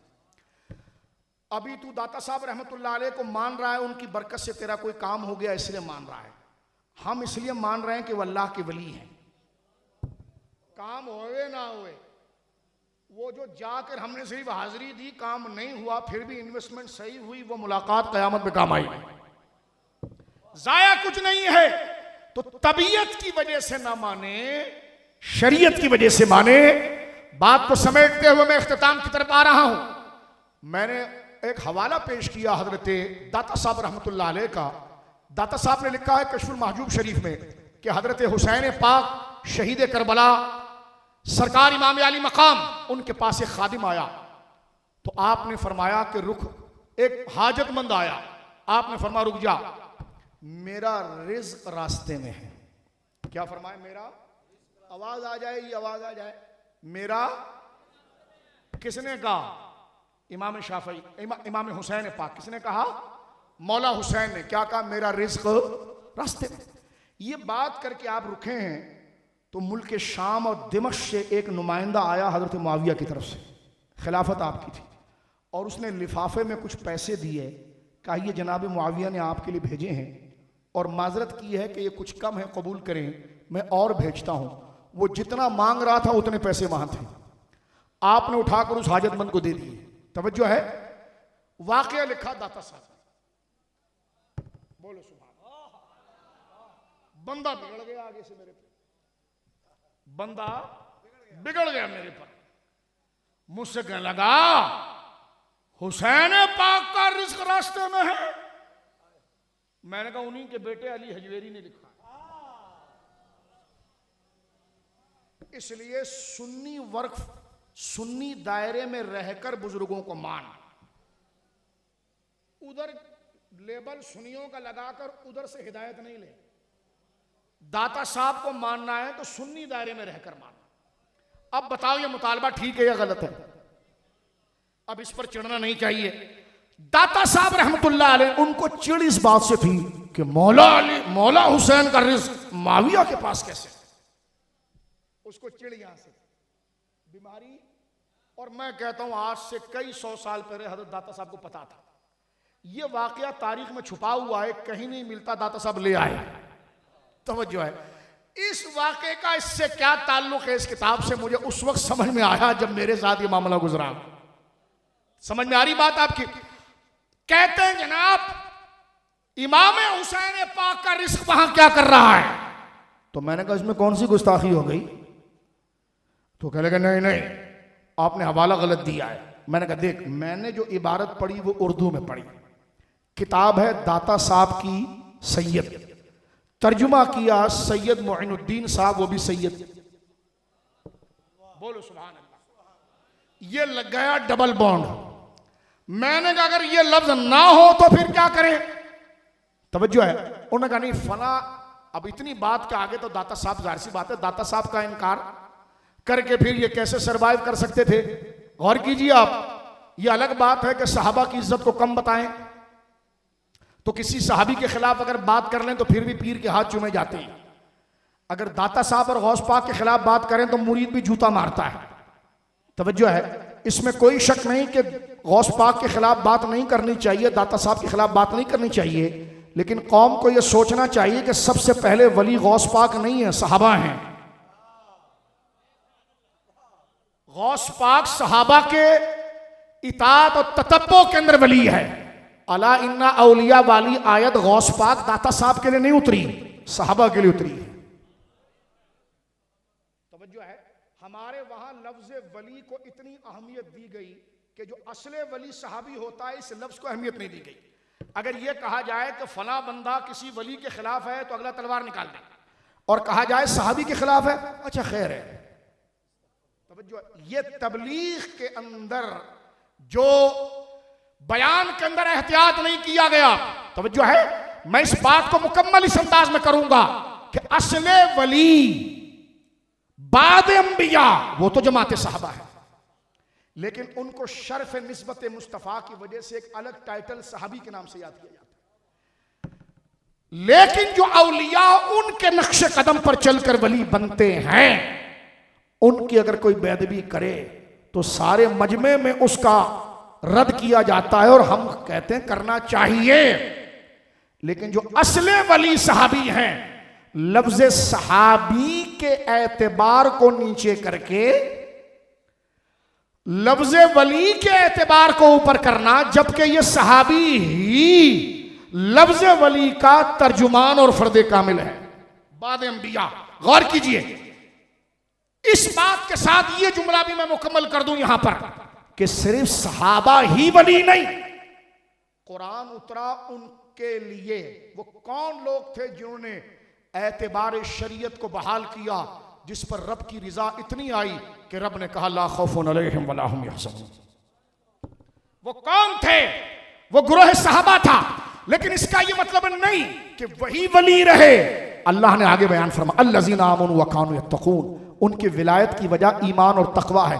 तो क़यामत तक जो उनके ततब्बुं में, उनकी नियाबत में ये तरीका आजमाएगा, उन वलियों की विसातत से इन तमाम पर वलियों का इतलाक होगा। तवज्जो है आपकी। आइए मैं आगे बढ़ना चाह रहा हूं। हजरत दाता साहब ने अपनी फारसी किताब में भी यह जुमला लिखा है कि रिस्क दर राह अस्त। मैंने कहा चलो अब तो धड़ाम तख्ता हो गया, यानी शॉर्टफॉल हो गया। मैंने कहा आप क्या? तो चुप। मैंने कहा ना ना ना, चुप नहीं, सैयदों का मानने वाला है और दाता साहब सैयद है, तुझे कहना पड़ेगा कि हजरत मुआविया के हदियों को हजरत हुसैन ने अपना रिस्क कहा। तवज्जो है आपकी। मर्तबे में हुसैन पाक ही आला है, खलते मबस नहीं करना, मौजूद से हटना नहीं। इधर से हुसैन पाक के फजाइल पढ़ने की जरूरत नहीं, उसका एतराफ है, वो मुसल्लम है, उनकी अफजलियत मुसल्लम है। हम यह बताना चाहते हैं कि आपकी अकल कामिल नहीं, अकल कामिल होती तो सबूत जाहिर होता, और सबूत यह है कि जब अकलें कामिल होती हैं तो बंदा हर कदर वाले की कदर को जानता है। बात को इख्तिताम के लाते हुए दाता साहब का यह हवाला पढ़ना था। हजरत इमाम जाफर सादिक का तर्जुमा उठाकर दाता साहब से पढ़िए। विलायत के शहंशाह हजरत इमाम जाफर सादिक का अमल मुबारक मैं तौलबा से भी कहता हूं और आवाम से भी, अपने दोस्तों से, अपने आप को आवाम में शामिल करके इस्लाह अपनी करने के लिए और अपने दोस्तों को कि अकाबिर ने क्या लिखा सुन लीजिए। हर एक का अदब होगा शरीयत के दायरे में। शरीयत हुज्जत है, शरीयत अथॉरिटी है। शरीयत को फलांगना खत्म नबूवत का इनकार है।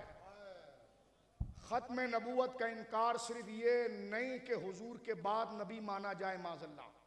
खत्म नबूवत का इनकार ये भी है कि हुजूर के दिए हुए कानून पर अपनी मर्जी चढ़ाई जाए। और मेरे पीर ने कहा, मैंने कहा पीर रहा ही नहीं, पीर होता वो है जो हुजूर के शरीयत के नीचे आए, ताबे आए।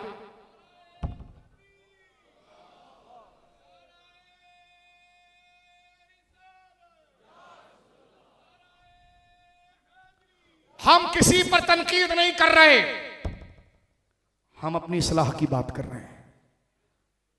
हम अपनी इस्लाह की बात कर रहे हैं। अगर मैं और आप 4 घंटा यहां देने के बाद भी मेरे और आप में शरीयत अल्लाह की नाराजगी की शर्म और हया ना रहे तो हम क्या लेकर गए यहां से?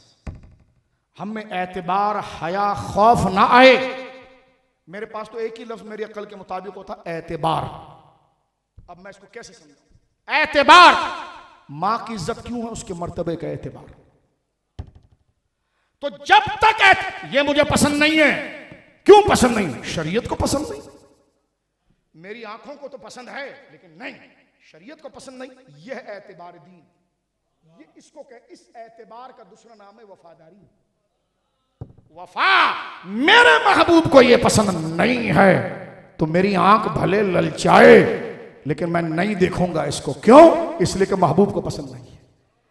यह ईमान हजरत दाता साहब रहमतुल्लाह अलैह इमाम जाफर सादिक के तर्जुमे में लिखते हैं कि हजरत दाऊद ताई रहमहुल्लाह आपके पास आए।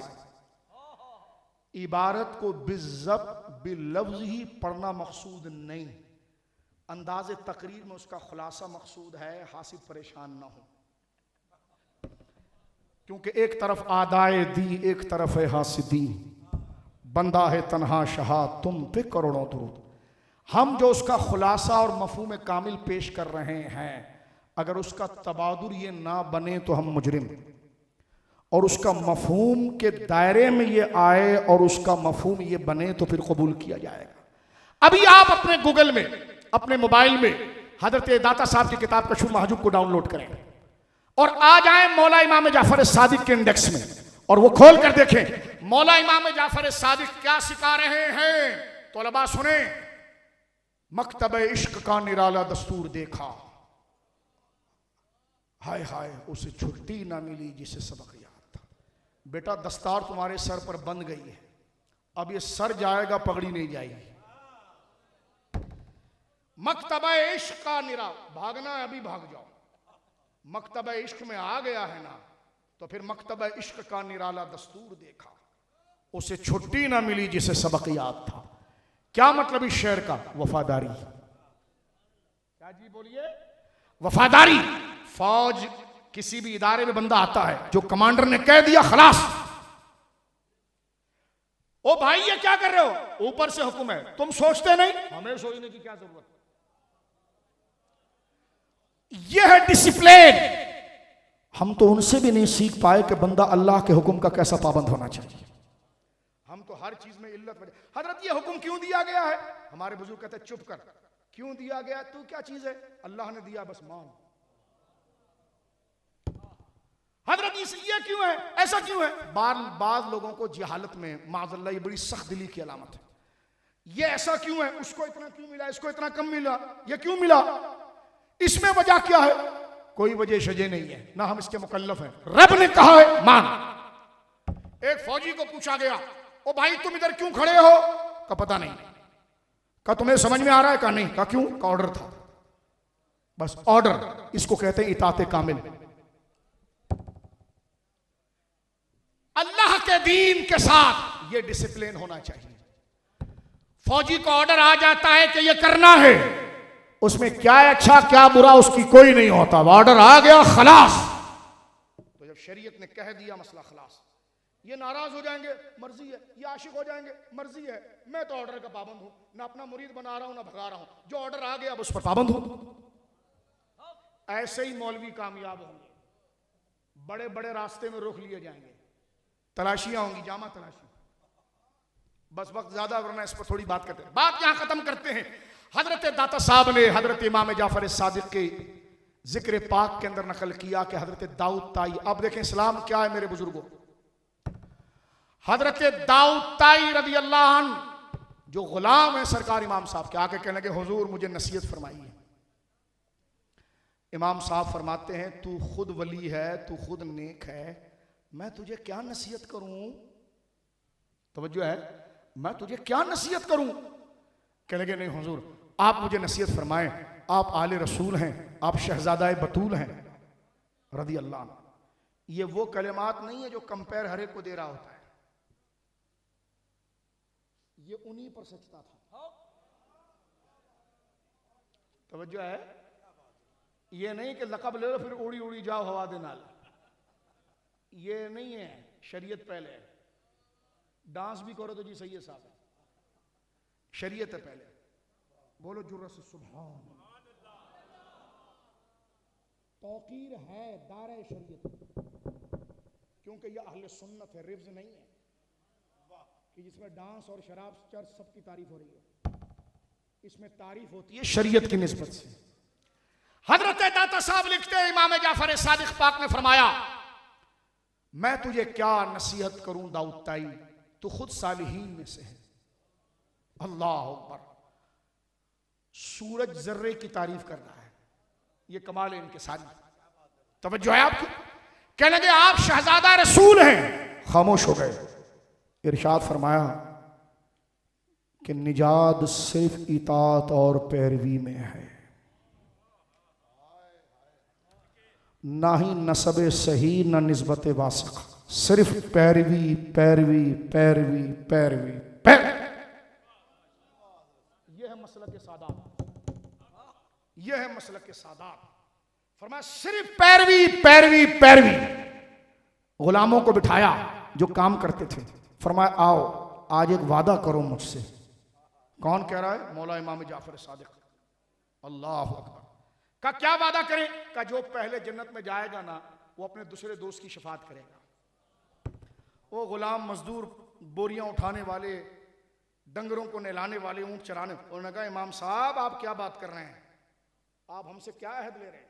हम कहां जन्नत में जाएंगे, हम तो आपकी वजह से जाएंगे।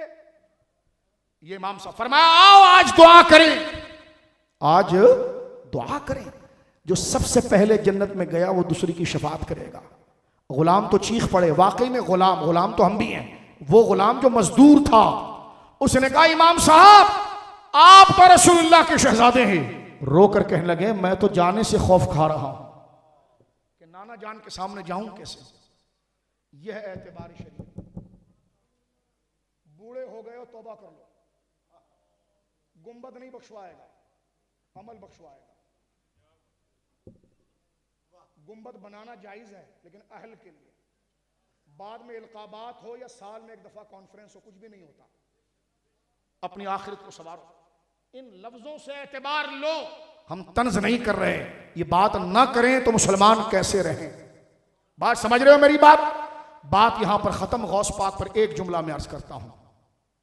गौस आजम पैदा हुए 470 में, विसाल फरमाया 561 में, उमर शरीफ हुई 91 साल।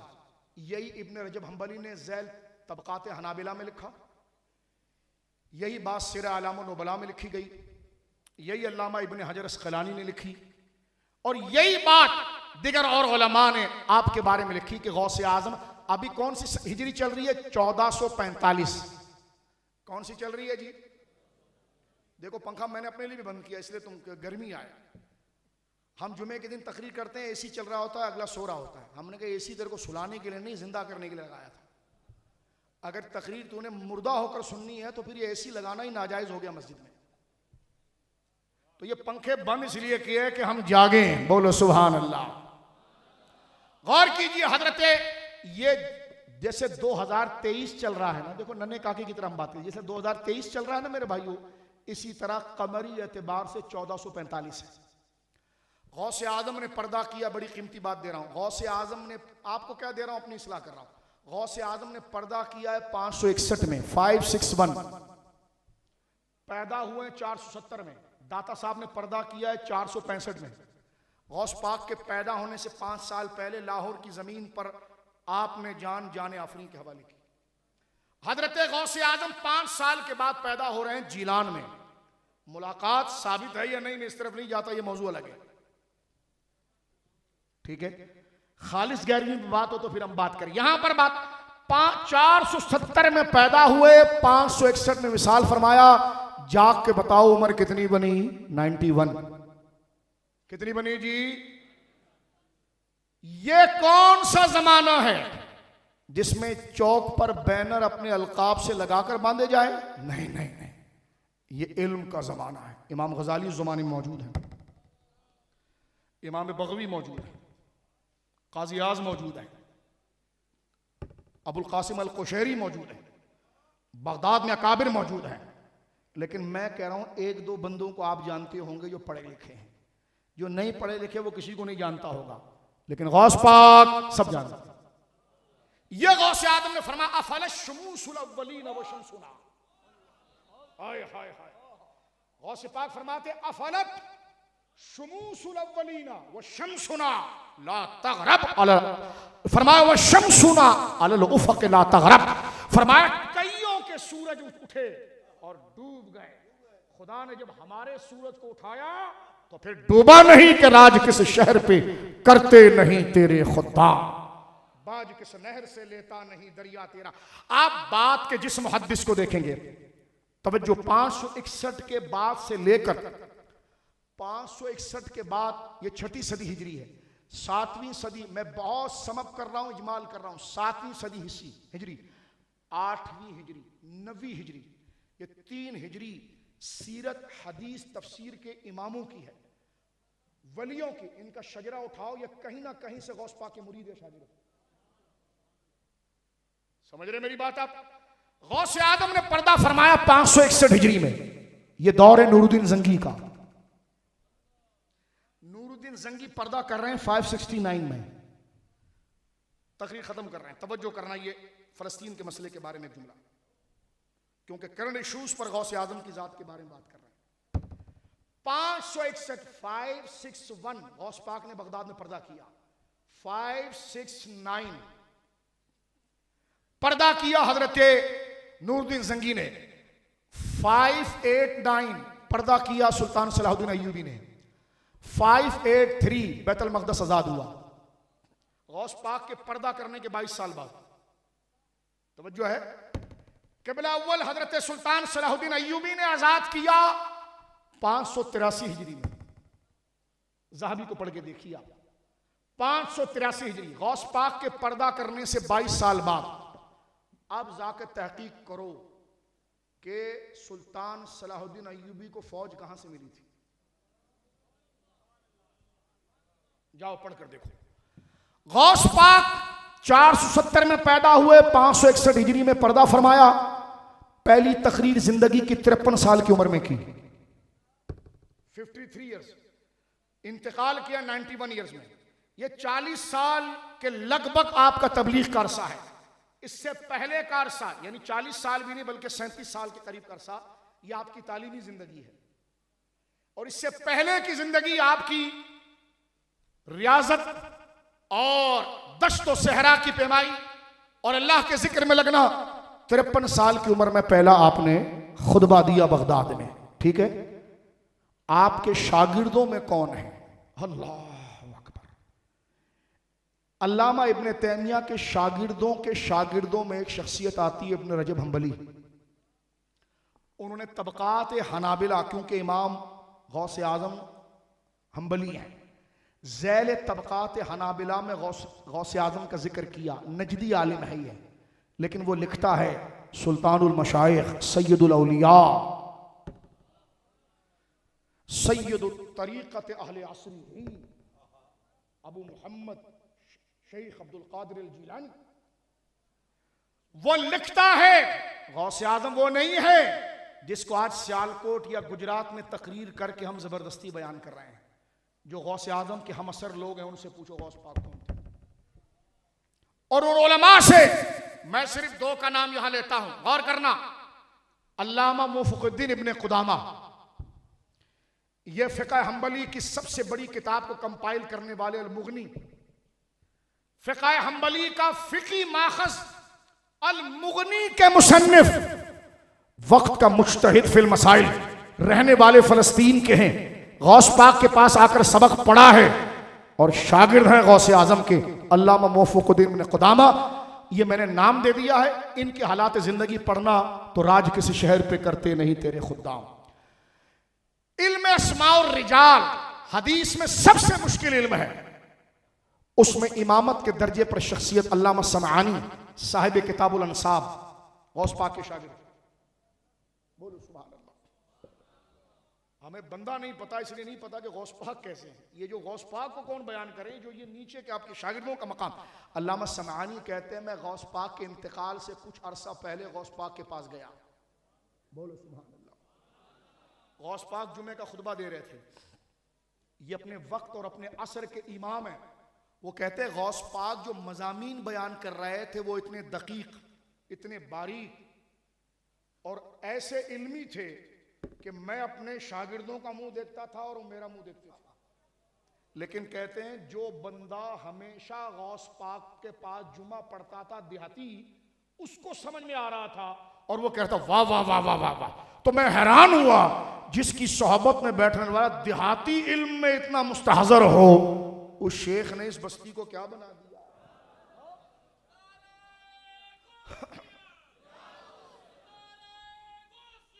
गौसे आजम रज़ी अल्लाह तआला के असर में तबलीगी इनकलाब लाने वाली शख्सियत गौसे आजम है।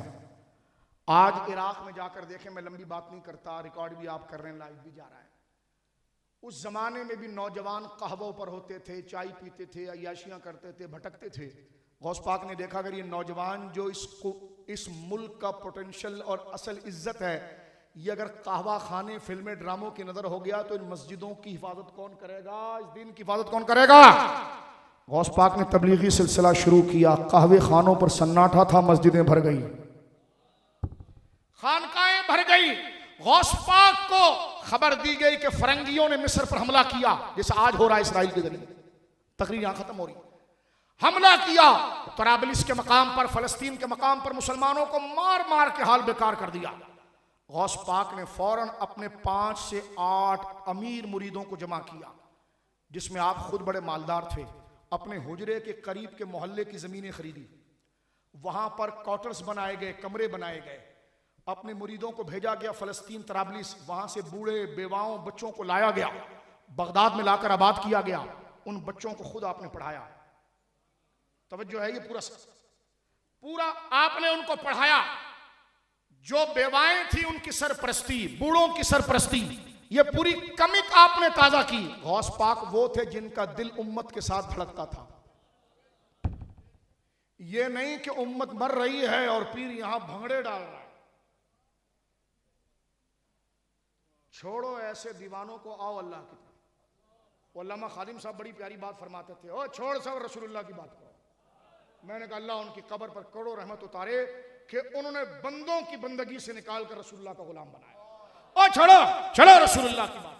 और बहुत बात कर ली, बात करेंगे वो असल तेरे दादा की। तू तो आगे फराडी कब्र बेच रहा है। उम्मत पर क्या मसला चल रहा है। अब तो तूने प्राडो, कोठियां, बर्तानिया, अब तो बस कर ले, अब तो कुछ दीन की बात कर ले। गौसे आजम का नाम लिया जाता है, पढ़ो। गौसे आजम एक बेदार आलिम दीन और मुल्ला और मौलवी का नाम था, जिनका खानका उनकी मस्जिद थी। नमाजें खुद पढ़ाते थे, दरसे हदीस देते थे, दारुल इफ्ता खुद देखते थे। तवज्जो है, आज पीर साहब मस्जिद में नजर ही नहीं आते। सिलसिला आलिया, कादरिया, मैंने कहा और मोटा करके बोले, आपकी अकल कामिल नहीं है, वरना है तो क्या बात करें। यानी आप क्या, करामत यही तो है गौस पाक की जो आज जरूरत है। गौसे आजम रज़ी अल्लाह तआला ने, मुनाजरे की बात हो बसरा में रवाफिज से, तो गौसे आजम मौजूद है। बनु अब्बास के मोतजली फिक्र के बदमाशों के साथ सियासी मुठभेड़ हो, तो गौसे आजम मौजूद। फलस्तीन पर हमला हो जाए और मुसलमानों को बेदरेक कत्ल किया जाए, तो उम्मत की जुबान बोलने वाले गौसे आजम मौजूद। शेख अब्दुल कादिर जिलानी ने जो कमिक तैयार की, ये एक तहकीक तलब अमर है कि सुल्तान सलाहुद्दीन अय्यूबी के साथ जिन्होंने मार्का किया, उनके फौज के अक्सर कमांडर गौस पाक के मुरीदीन थे। सिर्फ 22 साल के बाद यह काम हुआ। इस बेदारे वक्त का नाम शेख अब्दुल कादिर जिलानी है। तकरीर एक जुमले पर मैं खत्म करता हूं, खुदा की कसम अगर अल्लाह अकल देना तो एक लाइन में गौस पाक का जो मर्तबा अल्लामा मुवफ़्फ़िक़ुद्दीन इब्न क़ुदामा ने जिक्र किया है, वो कहते हैं, तवज्जो से सुनना, वला रअयतु अहदन। आय हाय, जुमला सुनिए आप, बड़ों का जुमला। ये ज़ेले हनाबिला में इब्न रजब हम्बली ने लिखा, फरमाते हैं अल्लामा मुवफ़्फ़िक़ुद्दीन इब्न क़ुदामा, अल्लामा इब्न हजर ने पूरी एक किताब गौस पाक के बारे में लिखी। और मैं ये बात जल्दी से कर दूं आपको, गौस पाक का जमाना 6ठी हिजरी है। 6ठी हिजरी का मुहद्दिस फकीह कलामी 7वीं हिजरी का, इसके पास इल्मी मकाम की जो भी भीख है गौस पाक की है। नाम भले ना लिखे, लेकिन जिसने दीन की तमीज का एतबार 3 सदियों में खड़ा किया, वो शेख अब्दुल कादिर जिलानी है। यह गौसे आजम के इल्म की उठान है। अल्लामा मुवफ़्फ़िक़ुद्दीन इब्न क़ुदामा कहते हैं, मेरे दोस्तों सिर्फ 1 से 1.5 मिनट गौर करना, फरमाते वमा रअयतु अहदन युअज़्ज़िमु मिन अजल दीन अक्सर मिनहु शेख अब्दुल कादिर जिलानी। फरमाया सुनो, मेरी आंखों ने नहीं देखा, मेरे कानों ने नहीं सुना कि किसी की इज्जत दीन के रिश्ते से हो रही हो। रअयतु अहदन युअज़्ज़िमु मिन अजलि दीन अक्सर मिन शेख अब्दुल कादिर जिलानी फरमाया कि मेरी आंखों ने, मसलन हम किसी से प्यार करते हैं माल की वजह से, सियासत की वजह से, फरमान नहीं, मैंने दीन और अल्लाह के लिए किसी बंदे को किसी से इतनी मोहब्बत करता हुआ नहीं देखा जितनी मोहब्बत कसरत से मैंने शेख अब्दुल कादिर जिलानी से उम्मत को दीन की वजह से करता हुआ देखा। यह सरकार गौसे आजम की शान जलालत, और अल्लाह ने आपको वो इल्म, वो दबदबा, वो कुव्वत अता फरमाई। ये शहजादे हैं हजरत हसन मुसन्ना को, तो 11वीं शरीफ कहते ही इसको हैं। 11वीं शरीफ का टाइटल है औलिया का जिक्र। ये कैसे? तो मैंने कहा मदरसा नहीं पढ़ा तूने? एक होता है मनकूल इस्तिलाही, एक होता है मनकूल शरई, एक होता है मनकूल उर्फी। ये मनकूल उर्फी है। हम जब मिलाद कहते हैं तो उसमें मातम का जिक्र नहीं, हुजूर का जिक्र होता है। और जब हम 11वीं करते हैं तो उसमें जिक्र औलिया का होता है। टाइटल हम लगाते हैं 11वीं। 11वीं का अगर टाइटल कहीं लग जाए, ये बड़ी कीमती बात सुनिए, मिलाद का बैनर अगर कहीं लगा हुआ है तो आप ये देखकर नहीं कहेंगे पता नहीं क्या हुआ, मिलाद का लफ्ज देखकर कहेंगे अच्छा हुजूर का जिक्र होने वाला है। यानी कुरान की वो आयत पढ़ी जाएंगी जो हुजूर के शान में है। तो जिस तरह हर चीज का एक उन्वान होता है, आप अपने दोस्तों को दावत देते हैं, फला हॉल में आइएगा, इतने बजे आइएगा, इतने बजे खाना होगा, वो पूछेगा मकसद क्या है, तो मकसद महफिल को बताता है। तो लफ्ज मिलाद का टाइटल हुजूर की अजमत के जिक्र को बताता है। लफ्ज 11वीं का टाइटल औलिया की शान तमामी और बिलखुसूस शेख अब्दुल कादिर जिलानी की अजमत और उनके एसाले सवाब की मजलिस और महफिल का उन्वान उर्फी है 11वीं शरीफ। तवज्जो क्या है जी? 11वीं शरीफ नहीं, ये तो हदीस में नहीं आया। तो मैंने कहा हदीस में तो सिर्फ इल्म हासिल करने का आया।